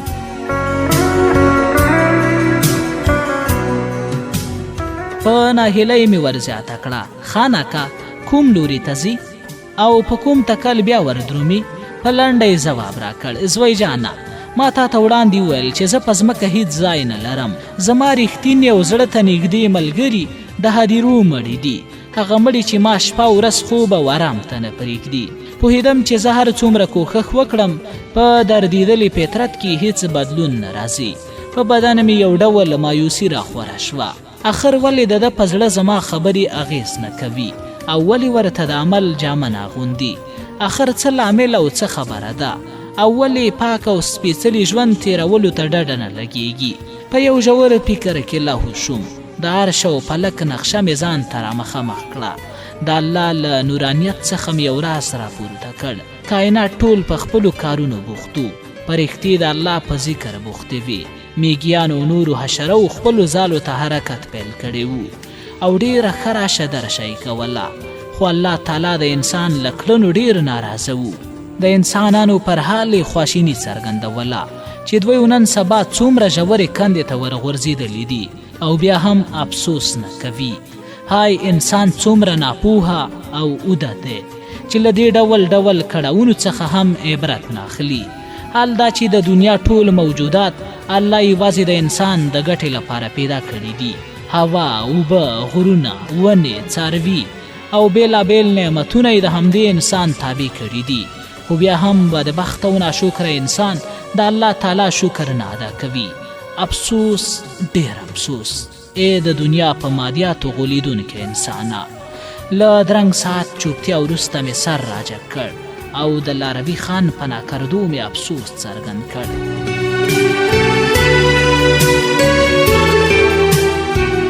په زړه یې الله ډېر تورتم راخور کړی و، داسې تورتم چې شپه ورځ یې ورسره ملګری و.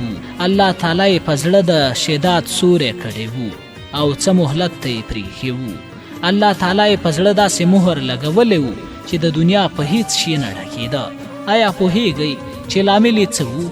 هرومرو دا د بېوزله انسانانو، بې کسه، سرتورو کونډو، بېګناه او دردېدونکو مېرمنو د زړونو فریاد او چغې وې چې د تورتمونو په دښته کې ورکه لاروي ته یې هیڅ آرام نه ورکوو او لکه د سیخونو په څېر یې شکنجې ورکولې. کشر ورور مې دیرې ته راغلو، سمدلاسه یې زما مړاوې څېرې ته راپام شو. په ناهیلۍ یې راڅخه وپوښتل ورور جانه ډوډۍ تیاره ده. په ژړغوني غږ مې ورته وویل لومړی ګرمې اوبه راوړه او بیا کټونه د هغه دیوال غاړې ته یوسه، همالته به ډوډۍ وخورو. ورور مې کور ته دننه شو. خانکا د تل په څېر هماغسې وران ویجاړ برېښېده. تر یو څه ساعته مې خپلو فکرونو ته پرېښود. ګوندې د ځان لپاره کومه د حل لاره ولټوي او د ځوانۍ تېرې شوې خاطرې له پامه هېرې کړي او د سیند اوبو ته یې وغورځوي. خو هغه زړه چې د تیږې په څېر کلک شوی و او د بېګناه انسانانو د رنجونو، شکنجو او ظلمونو داغونه پرې تپل شوي وو، هغه کله په داسې سوچونو سره پاکېدل. د ده د زړه په پردو داسې تورتم راخور شوی و چې پرته له حقیقي توبې او د انسانانو له حقونو ورپوره کولو کله وینځل کېدای شو. درنګ ساعت وروسته مې ورور چلمچي او لاس پاک راوړ. بیا یې سم د لاسه ډوډۍ راوړه. خانکا ته مې په خپل لاس اوبه ور واچولې. ډوډۍ مو ښه په آرام سره وخوړه. نه مې غوښتل چې د ډوډۍ په وخت ورسره خبرې او تکرار وکړم چې ښه په آرام سره یې وخوري او د ورځو ورځو لوږه مړه شي. کاش چې په دې ډوډۍ د ځوانۍ د هوسونو لوږه هم مړه شوې وې چې په تېر عمر نیغې لارې ته راغلی وې. خو نه پوهېدم، هېڅ نه پوهېدم چې دا د کومې ګناه قصور و چې د لاروي په زړه یې د تورتمو خمار راښکته کړی و او د هدایت او لارښوونې له زړه راښکونکې دښتې څخه یې ډېر لرې ګزار کړی و. له ډوډۍ خوړلو وروسته لږ څه په آرام شو. احساس مې کړل چې هر څومره ټینګار وکړم او بلې شپې ته یې ایثار کړم، خو لاروي نه راسره منله او نه یې بله شپه راسره تېرولی شوه. ډېر بېړنی راته څرګندېده. زړه مې ډاډه کړ او په سپینو الفاظو مې ورزیاته کړه. خانکا هغه کیسه دې نیمګړې پرېښوده. له سره یې بیا راته وکړه چې ولې د تېره شپه د هغه قبره پښو ته ډډه وهلې وه او ولې ورته داسې ملامت څرګندېدې.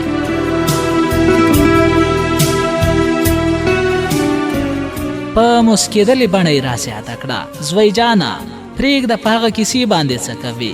هغه ډېره ترخه شپه وه. چې د نړۍ ټولې بدبختۍ یوازې ما ته راغونډې شوې وې او بیل بیل غچونه یې راڅخه اخیستل. د هغې قبر د لاندې ډیره دردېدلې غمجن او ځورېدلې څیره پرته ده چې زما خونکار له لاسه اوس د ځمکې تر تل لاندې پرته ده او ویرونه یې تندکونه راکوي. دا یو بیچاره او مظلومه میرمن وه. د خدای په دنیاګۍ کې یوه بېشانه پیغله او ښایسته لور درلوده. په هغه وخت کې خاوند لا ژوندی و، خو د کار کولو او مړۍ ګټلو وس او توان یې نه درلود او په یوه اوږده او ساري ناروغۍ اخته و. میرمنې هم بله چاره نه درلوده. کله به یې د یو کور کله به یې د بل کور د خلکو مزدوري کوله. له هغې سره به یې د کور کارونه لکه جامې وینځل، لوښي وینځل، د کور جارو کول، ډوډۍ پخول او داسې نور کارونه په مزدورۍ ترسره کول. څه به درته وایم، د غربت او تشلاسۍ دروازه وه چې په دویو باندې راخلاصه وه. ورځې د اوبو په څېر تېرېدې، زمانه هم د اوو رنګونو په څېر بدلېده. داسې وخت هم راغلو چې خاوند یې مړ شو او له سره یې دا سوری هم لرې شو. میرمن او لور یې یوازې د خدای هیلې ته پاتې شول. دا یوه غریبه بیچاره او بېوزله کونډه وه چې په ډېرو شوګیرونو، سختیو او کړاوونو کې خپله یتیمه او ګرانه لور رالوی کړې وه. لور یې هم ډېره ښایسته او نازولې پیغله وه چې مور یې په ډېر ناز رالویه کړې وه. د کونډې د کور تر څنګ یې د یو ماما کور هم و. دا یې سکه ماما کېده چې د خپلې کونډې خورزې سره به یې کله ناکله مرسته هم کوله او د دویو د ورځنیو چارو بوج به یې پر سر اخیسته. یوه ورځ ماما یې له ځان سره فکر وکړ چې د خورزې لور مې اوس را پیغله شوې ده، اوس دې ته د مور په کور کې اوسېدل هم نه دي پکار، هسې نه چې څوک پرې کوم داغ ولګوي او یا یې خدای مکړه حیاته په سپکه وګوري. ځکه دویو پرته له همدې ماما بل کوم سرپرست نه درلود. نو هغه و چې د یو چا سره یې د خپلې خورزې د لورو د خپلوۍ خبره وکړه. خلک خورا شتمن او د ښو شتو څښتنه نو او ډېرې ځمکې لرلې. هلک هم د سوداګرۍ کار پر مخ وړو چې همیشه به په سفر کې وو. ورځې تېرېدلې، د نجلۍ کوژدنه ډېره په خوشحالۍ تېره شوه. د هلک کورنۍ پکې ډېرې خوښۍ ونمنځلې. کونډه هم د لورو پړونې او حیا خوندي کېدو ته ډېره خوشحاله وه او له خوشحالۍ څخه په جامو کې نڅېدله چې د لورو د سر سوری او پړونه یې پیدا شو او د نوي کور څښتنه شوه. څو ورځې وروسته د کوژدنې مراسم هم تیر شول. د هلک کورنۍ ورته څو جوړه جامې او د سرو ګوته هم راوړې وه او د لورو د سامان او توکو لپاره یې څه پیسې یعنې ولور هم ورکړی وو چې د خپلې لور لپاره پرې سامان برابر کړي. زوی جانا، دا شپې زما لپاره مهم ښکارو. شپه ورځ په دې لټه کې وم چې په څه چل او هنر ورته لاره پیدا کړم او له دې ناڅاپي پانګې خلاص او بېغمه کړم. څو شپې په همدې هلو ځلو کې وم او ډېر هنرونه مې په کار واچول. هاي کاش چې په هماغه ورځ راته د شر فرښتې د راتلونکې پیښې په اړه تندکونه او زیانونه ښودلی وې. ولې به مې دومره لویه ګناه او عظیم جرم کوه؟ ولې به په خپل لاس د اور سکروټو ته ورغورځېدم او ولې به مې د دې بېوزله کونډې او د هغې بېوزله پیغلوټې لور په آه او فریادونو کې راښکېلېدم. هاي زه په هغه شپه څومره د ظلم او جبر په وزرو سپور شوی وم چې هیڅ ترس مې نه لاره.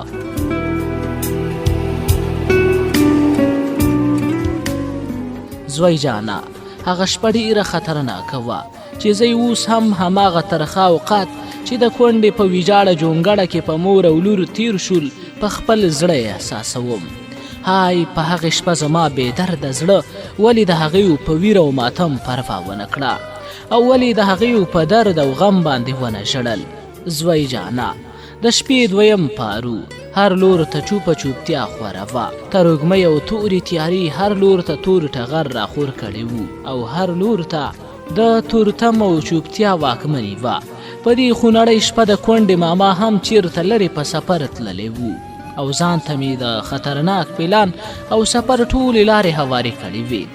هاي هماغه شپه لکه د پرونۍ شپې په څېر خاموشه او چوپه شپه وه چې زه په هدیره کې د هغې د قبر په خو ته ناست وم. خپل ببر ویښتان او ګڼه ږیره مې شکوله.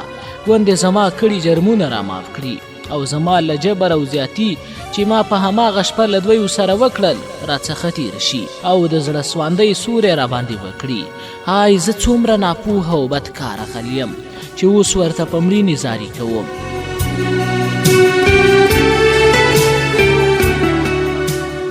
او د خپل کړي قصور بخښنه ترې غواړم. هاي ډېر افسوس، کاش چې په هماغه شپه خاورې ایرې شوې وې. ولې به مې پر دویو پلوی لاس دومره ستر آفت او ویر را نازلولو. پوهېدم چې شپه پخه شوې ده او ټول مخلوقات په درانه خوب وده دي. غلی غلی روان شوم او د خپل منزل پر لوري مې لاره لنډوله.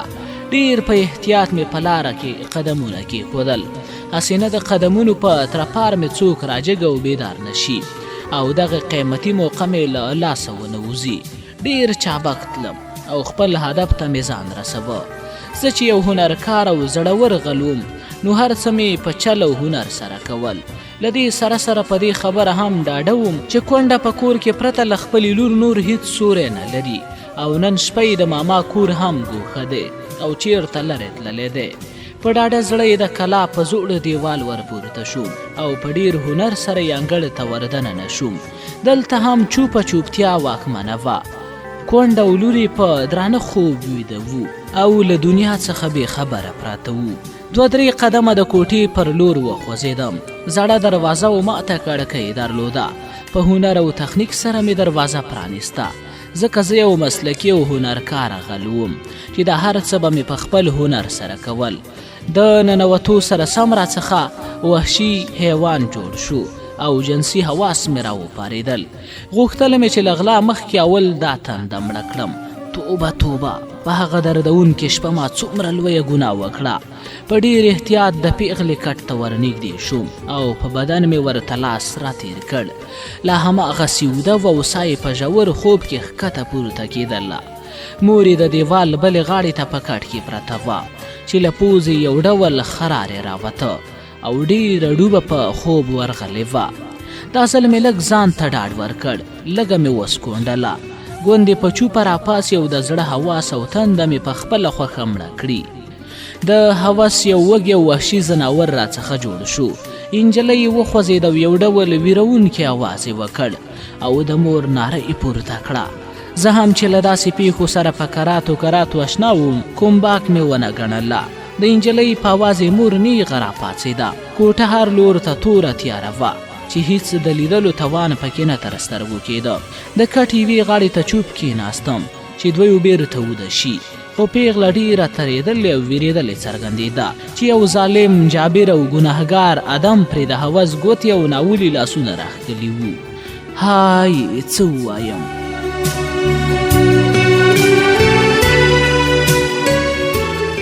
چې لا اوس هم د هماغه شپې کیفیت زما په فکر او ذهن واکمن دی او ترخه احساسوم چې هیڅ آرام نه راکوي. په هغه شپه اسمان هم زما په کړې کار لعنت وایه او د کائناتو څښتن راڅخه بېزاره څرګندېده.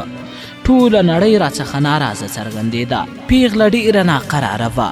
یو ډول غمجنه ویرونکي اوازونه یې پیل کړل. مورې پاڅه، غله راغلی دي. هله ژر شه، پاڅه. ما ځان په څادر کې پټ کړی وو او د کټ لنګې ته غلی ناست وم او ځان مې ډاډمن احساسوه. پوهېدم چې په دواړو مې زور رسی او تر یوه وخته ورسره مسابقه کولی شم.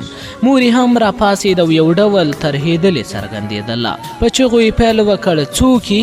د بالښت له سره یې د اور دبلی راپاخیست. یو تیلی یې ولګو. د لور د کټ تر څنګ یو ویرونکې او زورونکې بلا ولیده چې د انسان په جامه پوښل شوې وه او د لور د ناموس بدنامولو او د هغې د راتلونکي کور د ویجاړولو لپاره په تورتم راوتلی وو.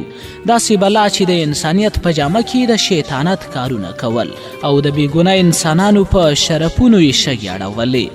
په ویریدونکې بڼه یې په ما سترګې راخښې شوې. غوښتلې چې له ډېره قهر او غصې راباندې د یو شي ګزار وکړي او په سرو وینو مې لیت پیت کړي. خو ما هم له ځانه د ویرې څادر لرې کړ او په ځان کې مې د خپلو ناوړه تجربو او هنرونو حواس راوپارول. ځکه زه یو مسلکي او هنرکاره غل وم او له داسې پیښو څخه مې هیڅ ویره نه راتلله چې دا هر څه مې پر ځان ګاللی شول. کوټه په هماغه څیر تیارو او چغو نیولې وه.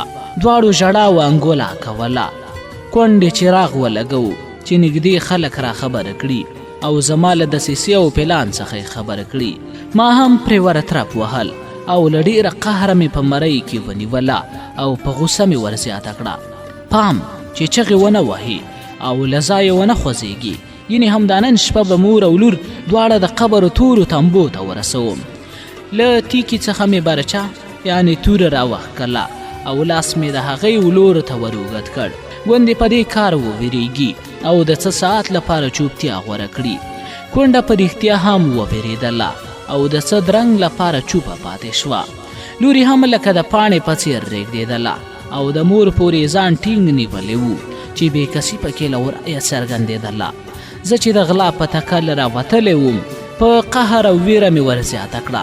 چېرته د هغه د سرو زرو ګوته. کونډې بیا سوي فریادونه پیل کړل. لاسونه و لمنې راته وغوړول. د خدای لپاره په موږ رحم وکړه او د لور سامان پورې مې غرض مه لره. زه ډېره بېوزله مېرمن یم، پرته له خدایه هیڅ اسره نه لرم. له خدای څخه وویرېږه. د هغې ژړا و انګوله راته بې مطلبه څرګندېده، ځکه زما زړه له کاڼي څخه جوړ شوی و او له داسې دردونکو پیښو څخه مې خوند اخیست چې هیڅ پروا مې پرې نه راتلله. په ویرونکې بڼه مې ورزیاته کړه، ما ته اوس لارښوونه مه کوه. که غواړې چې د خپل ځان او لور ژوند ته نجات ور په برخه کړي نو په خپله خوښه راته هر څه څرګند کړه. زه دا هم کولی شم چې لور او مور دواړه وتړم او ښه په ډاډه زړه یې در څخه یوسم. ما په هماغه څېر د دویو پر سر د برچې سوری کړی و او لکه د وحشي بلا او حیوان په څېر ورباندې ورغړمبېدلم. ډېر ویرونکي او د غم حالاتو. کونډې په هماغه څېر زاره یې کولې، خو زما په څېر بدکار او جنایت کوونکي غل پرې کله پروا کوله او کله یې پرې زړه سوځېدلو. ناڅاپه د بکس پر لور ورلنډ شوم. لور او مور بیا د ژړا ازانګې خورې کړې چې د کوټې څلور خواوې په خپله لمنې کې راونغاړلې. پوهېدم چې دواړه زما خوښې ته غاړه نږدي. یو لور ته شپه وه، تورتم و، بل لور ته ما ځان په نقاب کې رانغاړلی و چې د یو وحشي حیوان په څېر برېښېدم. د کوټې په یو کونج کې مې رسۍ ولیدله چې د بزو له وژغنو څخه جوړه شوې وه. رسۍ مې راواخیست. مور او لور مې دواړه د کوټې تر ستنې پورې کلک وتړل چې لږ په ارام شي او دماغونه یې سر ته راشي.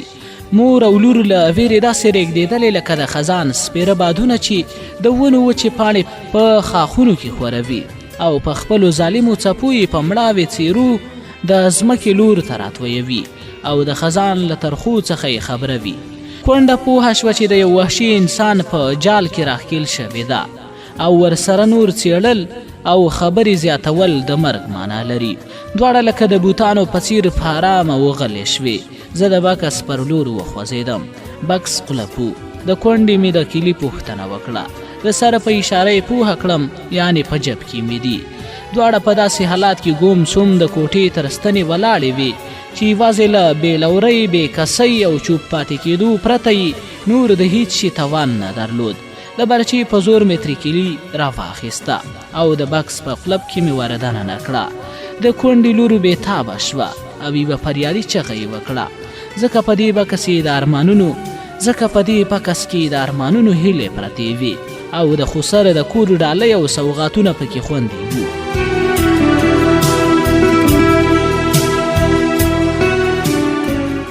د بکس پاسنۍ برخه مې پاس لور ته پورته کړه. زړه مې بېشانه راتازه شو. په یو قیمتي هار مې سترګې ورخښې شوې. ډېر ښایسته او ځلېدونکی هار و. په ډاډه زړه مې د بکس له کړۍ راخلاص کړ او په جیب کې مې خوندي کړ. په زړه مې یوه بېسارې خوشحالي رادننه شوه.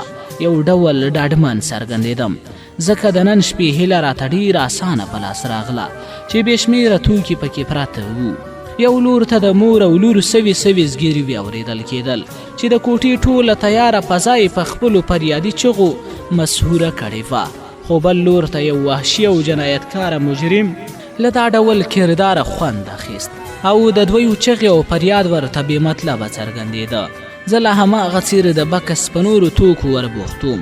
په یو پلاستیکي ډبي مې په څو شنو نوټونو ورپام شو. په ډېره مینه مې راواخیستې او د واسکټ په جب کې مې سنبال کېښودې. حرص مې نور هم په زیاتېدو و او لکه د وحشي ځناور په څېر مې د نس لوری ژور شوی و. کاش که ما په هماغه شپه ورسره په غلا کې انصاف هم کړی وی. ما به د کونډې او د هغې د لور سره بې پایې احسانونه کړی وی، خو زما ظالم او وږی نفس په دې شیانو کله مړېدلو. 3-4 جوړه قیمتي لباسونه په کت کت ایښودل شوي وو. هغه مې د بکس یوې خواته کړل او د سرو زرو د ګوتې په تلاش کې شوم. د پیغلې د سینګاره په بکس ورخښ شوم. په ډېر احتیاط مې پرانیست. له لرې ځایه پکې د سرو زرو ګوتې له ورایه ځواب وایه چې د چراغ تتې رڼا ته یې پیکه شان ځلا ورکوله. پیغلې او د هغې مور د هر څه په غړېدلو سترګو لیدل، خو خولې د برچي او رسۍ په زور بندې شوې وې. یوازې د سترګو رڼو او مړو اوښکو چې په نازکو رخسارونو راتویېدلې د شپې په تورتم کې ورسره ملګرتیا کوله.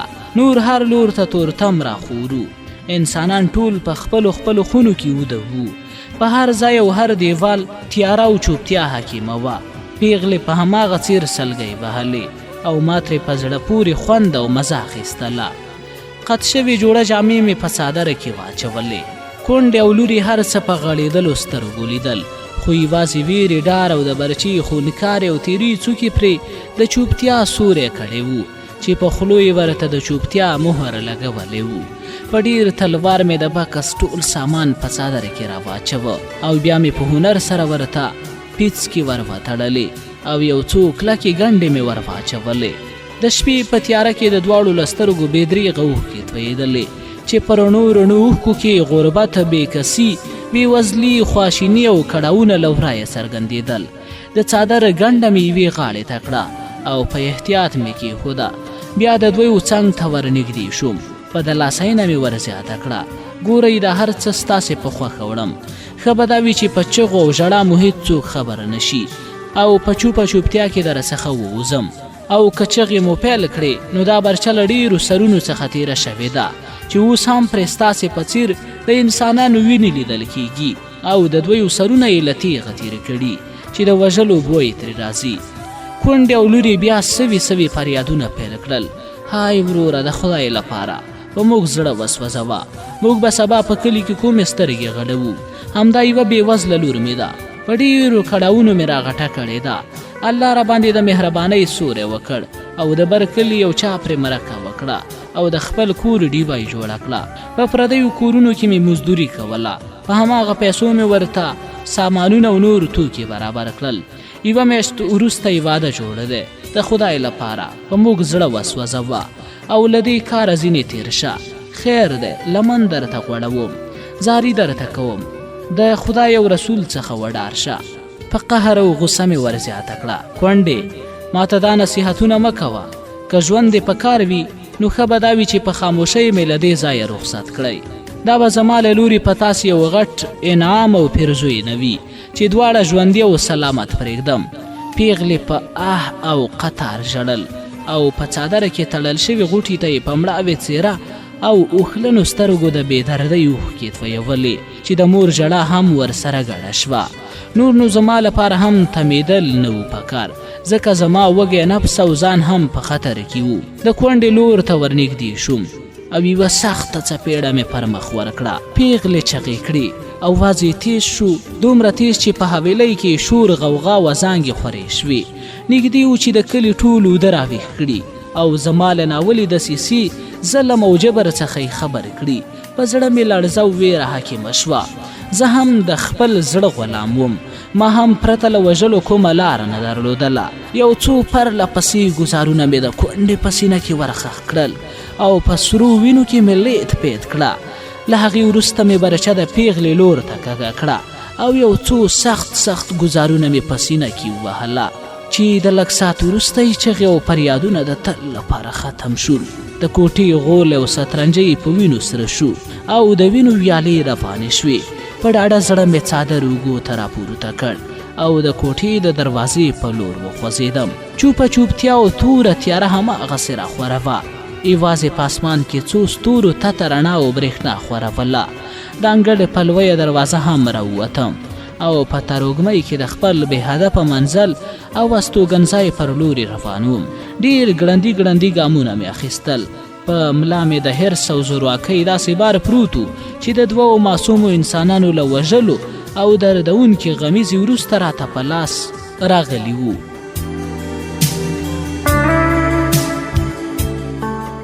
های ما په هغې شپه څومره لویه ګناه وکړه. های زما بدبخته مرګه، ژر راشه، او ما په خپله لمن کې ونغاړه او د ځمکې څلورم تل ته مې کوز کړه او په خاورو کې مې پټ کړه. یو ځل مې ځان ته پام شو چې ډېر سخت ژړغونی شوی وم او د خونکار او غلی انسان په دې کار مې اوښکې تویولې او د ده مکرو څېرې ته مې د طول لعنت لاړې ورشیندلې. دې ظالم او جابر خان څومره غټ زړه درلوده چې د تیږې بلکې له اوسپنې څخه هم په څو واره کلک و. په زړه کې مې د نفرت یوه کړیکه راپورته شوه. نږدې و چې د هماغه دوو تورسرو بې کسو او بې وزله ښځو غچ ترې زه په خپله په همدې کور کې واخلم او په خپلو نوکونو ترې ساه وکاږم. خو یوازې خپلې پښتو مې خپل احساسات قابو کړي وو او هیڅکله یې دې کار ته نه پرېښودم. اوس د خان څېره راته ډېره مکرو او ناولې څرګندېدله چې د بېلابېلو بېګناه انسانانو د وینو بوی ترې راتللو. هغه چوپتیا چې زما په زړه حکیمه وه یوازینی لامل یې دا و چې هغه اوس د یو مسافر او بې کوره لاروي په څېر زما کور ته راغلی و. زما وجدان هیڅکله دا کار نشو زغملی او نه مې په پښتون احساس کې دا کار میړانه او غیرت بللو چې یو مسافر میلمه او لاروي ته دې په خپل کور کې څه ووایم. د خان اکا له سترګو هم اوښکې نه وچېدلې او په هماغه څېر یې په مخه د زاڼو په څېر قطار جوړ کړی و. خو په ژړا کې هماغه الفاظ لا اوس هم په خوله تکرارېدل: های زه وژونکی یم، های زه وژونکی یم.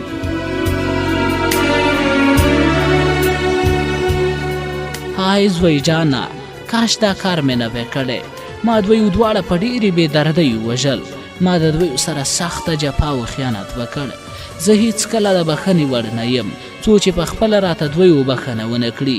های زوی جانه، له هماغه شپې څخه مې لا تر دې دمه آرام تښتېدلی او د دویو د هماغه شپې کړیکې او سوي فریادونه لا اوس هم زما په بدن کې د اور د سیخونو په څېر راخښېږي او لکه د اغزیو په څېر شکنجې راکوي.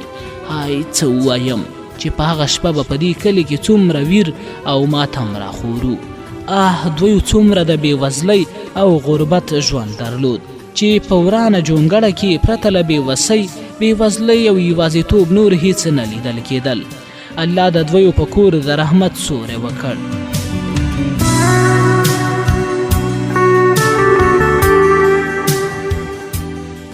او د کونډې پیغلې ته په سر پړونی ور په سر کړ. خو د یو ظالم او جابر انسان له لاسه یې د هر څه له خاورو سره خاورې شول. توبه توبه، زه څومره بې درده او بې حسه انسان یم. سترګو یې په هماغه څېر د اوښکو رودونه بهول.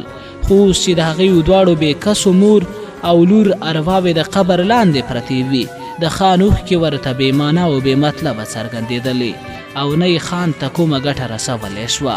افسوس څومره بدبخته انسان چې بل انسان ته دامونه ږدي او د دردونو او کړاوونو په جال کې راښکېلوي.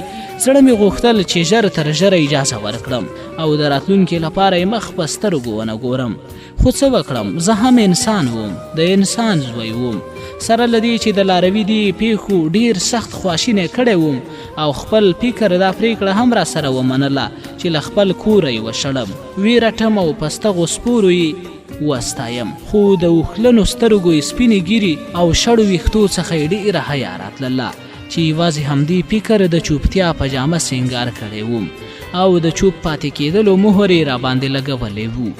درنګ ساعت وروسته یې بیا رازیاته کړه: زوی جانه، له هغې شپې وروسته په ډېر کړاو او ستونزو یو بل کلي ته راغلم چې پوره شپه مې په ستړي مزل سبا کړه. هار او ګوته مې د یو زرګر په دوکان وپلورله او نور توکي مې هم په ارزانه بیه وپلورل. څو ورځې په هغو پیسو چې د دوو بېوزله مېرمنو د وینو بوی تې راته مست وم. های کاش چې په هغه شپه مې له دې کاره وړاندې یوه پیاله توند زهر څښلی وی او یا مې له یو لوړ کمر څخه ځان راغورځولی وی. ولې به په دومره لوی افت او ستره ګناه اخته کېدم او ولې به مې په خپل لاس خپلې ځوانۍ او خپل ژوند ته اور ورته کوه. پوهېدم چې د عرش څښتن له ګناهګار جنایتکار لاروي څخه ډېر بېزاره او ناراضه څرګندېده او د څه وخت لپاره یې مهلت ورکړی و.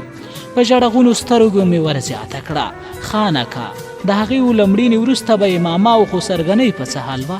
د کلي خلک به څومره خواشیني وو؟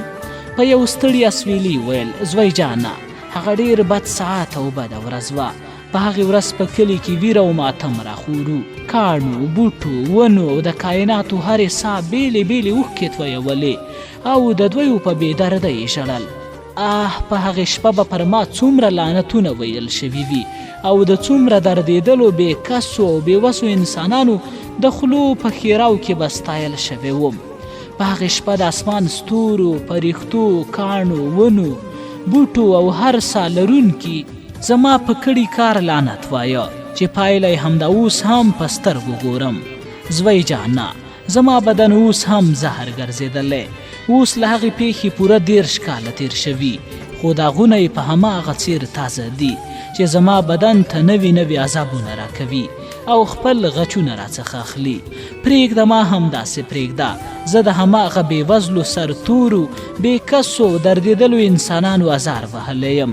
ما ته اوس هیڅ شی په کار نه راځي او نه به زما د تیرو ګناهونو کفاره پر یاده شي. زه یوازې یوه ژوندۍ مجسمه یم. پر ما د انسانیت یوازې جامې راخورې دي او یوازې څېره مې د انسان ده. زه د نړۍ یو بدبخته، بدکاره او کړېدلی انسان یم. نور ما په خپل حال پرېږده او ما ته اجازه راکړه. تا له ما سره ډېر کړاو وګاله. ستا د یوې شپې زحمت به تر مرګه هېر نه کړم. زما هم سترګې له اوښکو ډکې شوې وې. یو ډول حالات را باندې غلبه کړې وه. داسې بې سده کړی وم چې ټوله دنیا راته بیابان څرګندېدله. کاش چې له دې دردونکې پیښې نه وی خبر کړی. زړه مې ډېر نری شوی و. که څه هم د دې پیښې له اورېدو وروسته یې داسې دردمن انسان راڅخه جوړ کړی و چې په زړه کې مې یوازې د غوسې، قهر، زړه بدۍ او خواشینۍ واکمني ځواکمنه وه.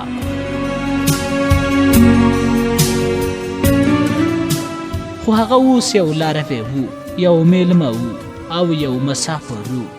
زړه مې غوښتل چې د ماسپښین لمونځ پرې وکړم، خو زما دې کار هیڅ ګټه نه درلوده. هغه اوس یوازې په نوم انسان و چې د بدن ټولې اعضاوې کاڼې او زهر ګرځېدلي وو چې د وحشت او بربریت جال پرې راخورو. په ډېرې خوشحالۍ سره مې رخصت کړ. کور ته دننه شوم. مخکنۍ جامې او څادر مې ورته راواخیست او په یوه غوټه کې مې ورته وتړل. له هغې وروسته یې راڅخه مخه وکړه او له دیرې څخه د باندې ووت. د هدیرې پر لاره روان شو. تر ډېره مې ورته سترګې غړولې، تر دې چې د کلي په ګڼو چینارونو کې راڅخه پناه شو.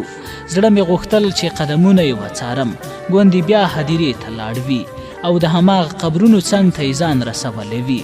خو هېڅ زغم او طاقت مې نه درلود او نه مې دومره زغملی شو. هغې مې له هدیرې زړه راموړ کړی و. اوس چې رڼا ورځ وه، خو په هدیره کې د بې دردو او بې کسه انسانانو د بې کسۍ او ویر هماغه تورتم راخورو او لکه د پرونۍ شپې په څېر راته هدیره تورتم ښکارېدله چې ډېره ویره مې ترې راتلله. یو ساعت د دیرې په کټ کې آرام څملاستم. تر ډېره مې له سترګو اوښکې څڅېدلې. د لاس رومال مې ټول په اوښکو لوند کړی و. د یو بېدرده انسان په خونکارو پیښو مې ژړل او د بېوزلو سرتورو مېرمنو په بېوزلۍ، غربت او بېکسۍ مې ژړل. تر ډېره په بېسده حال پروت وم. یوه درانه خوب را باندې غلبه وکړه، آن چې د ماسپښین لمونځ هم راڅخه قضا شو. تیر مازدیګر له خوبه راپاڅېدم.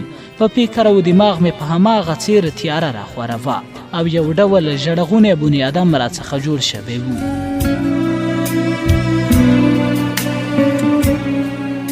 شپې او ورځې تېرېدلې او د الله تعالی په انصاف سره به یو بل ته وار ورکوه.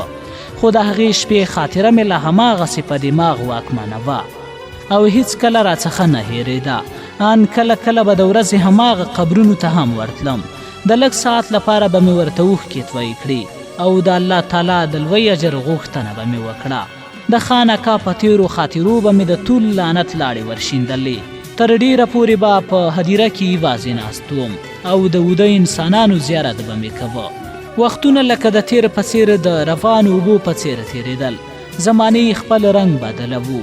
اوس نو زما فکر هم لږ بدل شوی و او د خان کیسه مې له ذهنه وتلې وه. ښایسته ډېر وخت تېر شوی و. دفتري کارونه مې ډېر شوي وو ځکه مې پام بل خواته شوی و. یوه ورځ په یو دفتري کار بوخت وم. د یوه ملګري ټلیفون راوشو. غوږۍ مې پورته کړه او خبرې مې ورسره وشوې. له سلام او کلام وروسته یې په ستړو الفاظو را زیاته کړه: ورور جانا، د ولایت روغتون ته په بیړه ځان را ورسوه. خالد په یوه ترافیکي پیښه کې ډېر سخت ټپي شوی دی او د ولایت په عامه روغتون کې تر علاج او درملنې لاندې دی. په ځان ونه پوهېدم او ټلیفون مې بند کړ.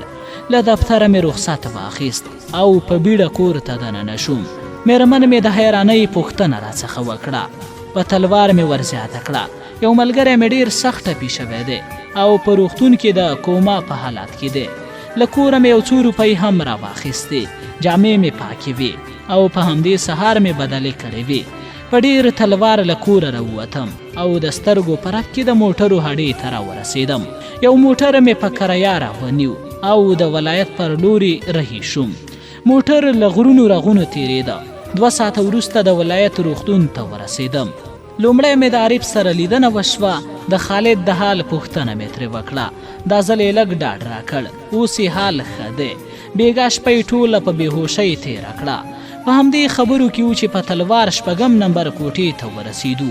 خالد په چپرکټ ستوني اړخ پرېوتلی و او اوس هم د کوما په حالت کې و. د خدای په فضل له مرګه ژغورل شوی و. ښی لاس یې 2 ځایه ماتو. کیڼه پښه یې هم د زنګون لاندې ټپي وه خو د ماتېدو څخه ژغورل شوې وه. د روغتون له ډاکټرانو سره مخ شوم او د بیړني علاج غوښتنه مې ترې وکړه. د روغتون ځینې ډاکټران مې هم ملګري وختل او د خالد په روغتیا کې ډاډ راکړ. پلار، مور او وروڼه یې ډېر خواشیني وو. هغوی ته مې هم ډاډ ورکړ ګوندې خواشیني زیاته نه شي چې شکر دی له مرګه ژغورل شوی دی. په ښه ولاس به یې انشاءالله که خدای کول ډېر ژر ښه شي. ټوله ورځ یې ما او عارف په خدمت کې بوختو او د هر ډول درملو اسانتیا به مو ورته برابروله او لکه د ورونو په څېر ترې تابېدلو. د ماښام وخت و چې خالد را پخوت شو. اوس یې په بدن کې د انستیزۍ یعنې بېهوشۍ اثرات نه لیدل کېدل. په ما یې سترګې راخښې شوې او یو ډول مسکا یې وکړه. ما هم لاس ور اوږد کړ او هرکلی مې ورسره وکړ. چپ لاس مې کېکاږلو. د لاسۍ نه مې ورکړه او د روغ صحت دعاګانې مې ورته وکړې. تر ډېره ورسره د پیښې په خبرو بوختوم. د روغتون ډاکټران به ورته ساعت په ساعت راتلل او د حال پوښتنه به یې کوله. که کوم درمل به په کار شو د باندې درملتون ته به زه او عارف دواړه لاړو او ډېر ژر به مو ورته راورسول چې خدای تعالی روغتیا ور په برخه کړي.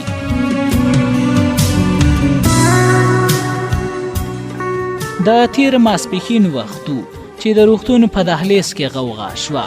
زه او عارف د خالد د چپرکټ سره ته ناستو او د خالد مور او پلار ته مو ډاډګیرنه ورکوله. شور نور هم زیات شو. زه او عارف هم له خونې راووتو. په دهلیز کې ډېر خلک راغونډ شوي وو او دا چغې وهلی هلی ډاکټرانو مرسته وکړئ. ډېر عاجل ناروغ دی. هیڅوک نه لري. د بېهوشۍ په حال کې دی. ډاکټران او نرسان هم ترې راتاو شول او عاجل اتاق ته یې دننه کړ. سپینږیری سړی و. راته اشنا غوندې ښکارېده. داسې مې وانګېرله چې ډېر وخت مې ورسره تېر شوی وي. شړ پړ ویښته یې درلودل. ببره ږیره یې درلوده. په مخ کې د بېکسۍ نښې له ورایه څرګندېدلې. د روغتون نوکریوال ډاکټر یې فشار وکته. ډېر ښکته تللی و او ډېره سخته بېهوشي پرې غالبه شوې وه. د روغتون یو بل ډاکټر ورته یوه ستنه وکړه خو د سپینږیري حالات او کیفیت لا په خرابېدو و.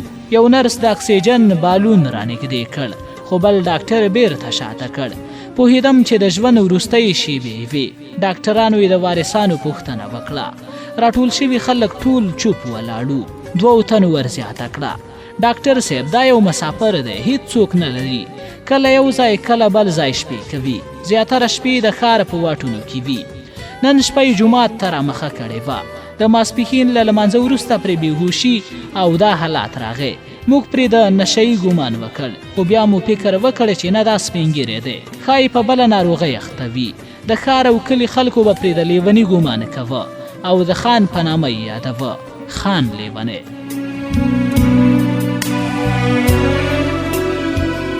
تر ډېره مو ترې پوښتنې کولې خو هېڅ ځواب یې نه راکوه. موږ هم د ثواب لپاره یو موټر راونیو او دا د ستاسې څنګ ته مو راوړ ګوندې دلته په روغتون کې علاج وشي. آخر دا هم یو انسان دی. دا زموږ او ستاسې ټولو انساني دنده ده چې تر خپله وسه پورې ورسره مرسته وکړو. سپینږیری بې سده و. په ډېر ستړي نظر یې چت ته سترګې ویجاړې او مرموزې نیولې وې چې هیڅ ډول حرکات پکې نه تر سترګو کېدل. ما یې هم په غمجنه څېره کې تر ډېره سترګې ورخښې کړې وې چې د هدیرې د شپې ټول بابونه پکې تاند او څپاند برېښېدل. تر ډېره مې ورته ځیر ځیر کتل او دواړه سترګې مې پکې ګنډلې وې.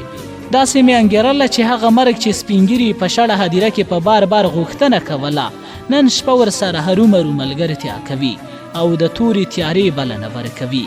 مرګ ښایي چې همدا غوښتنه به یې نن شپه ورپوره کوله او همدا نن شپه به یې د ځمکې له څښتن سره یو ځای کوه. د سپین ږیري شونډو یو ډول حرکت کوه چې یوازې زه پرې پوهېدم او یوازې زه یې د کیفیت له راز څخه خبر وم. پرته له ما یې ډاکټران په هیڅ معنا او علاج نه پوهېدل او په حیرانۍ ترې د پتنګانو په څېر تاوېدل.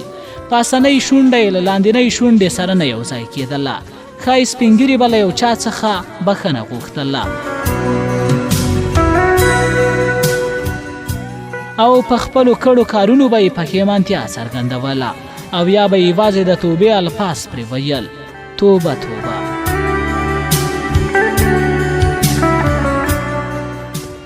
حیران وم چې شونډې په هماغه څېر پرانیستل شوې وې.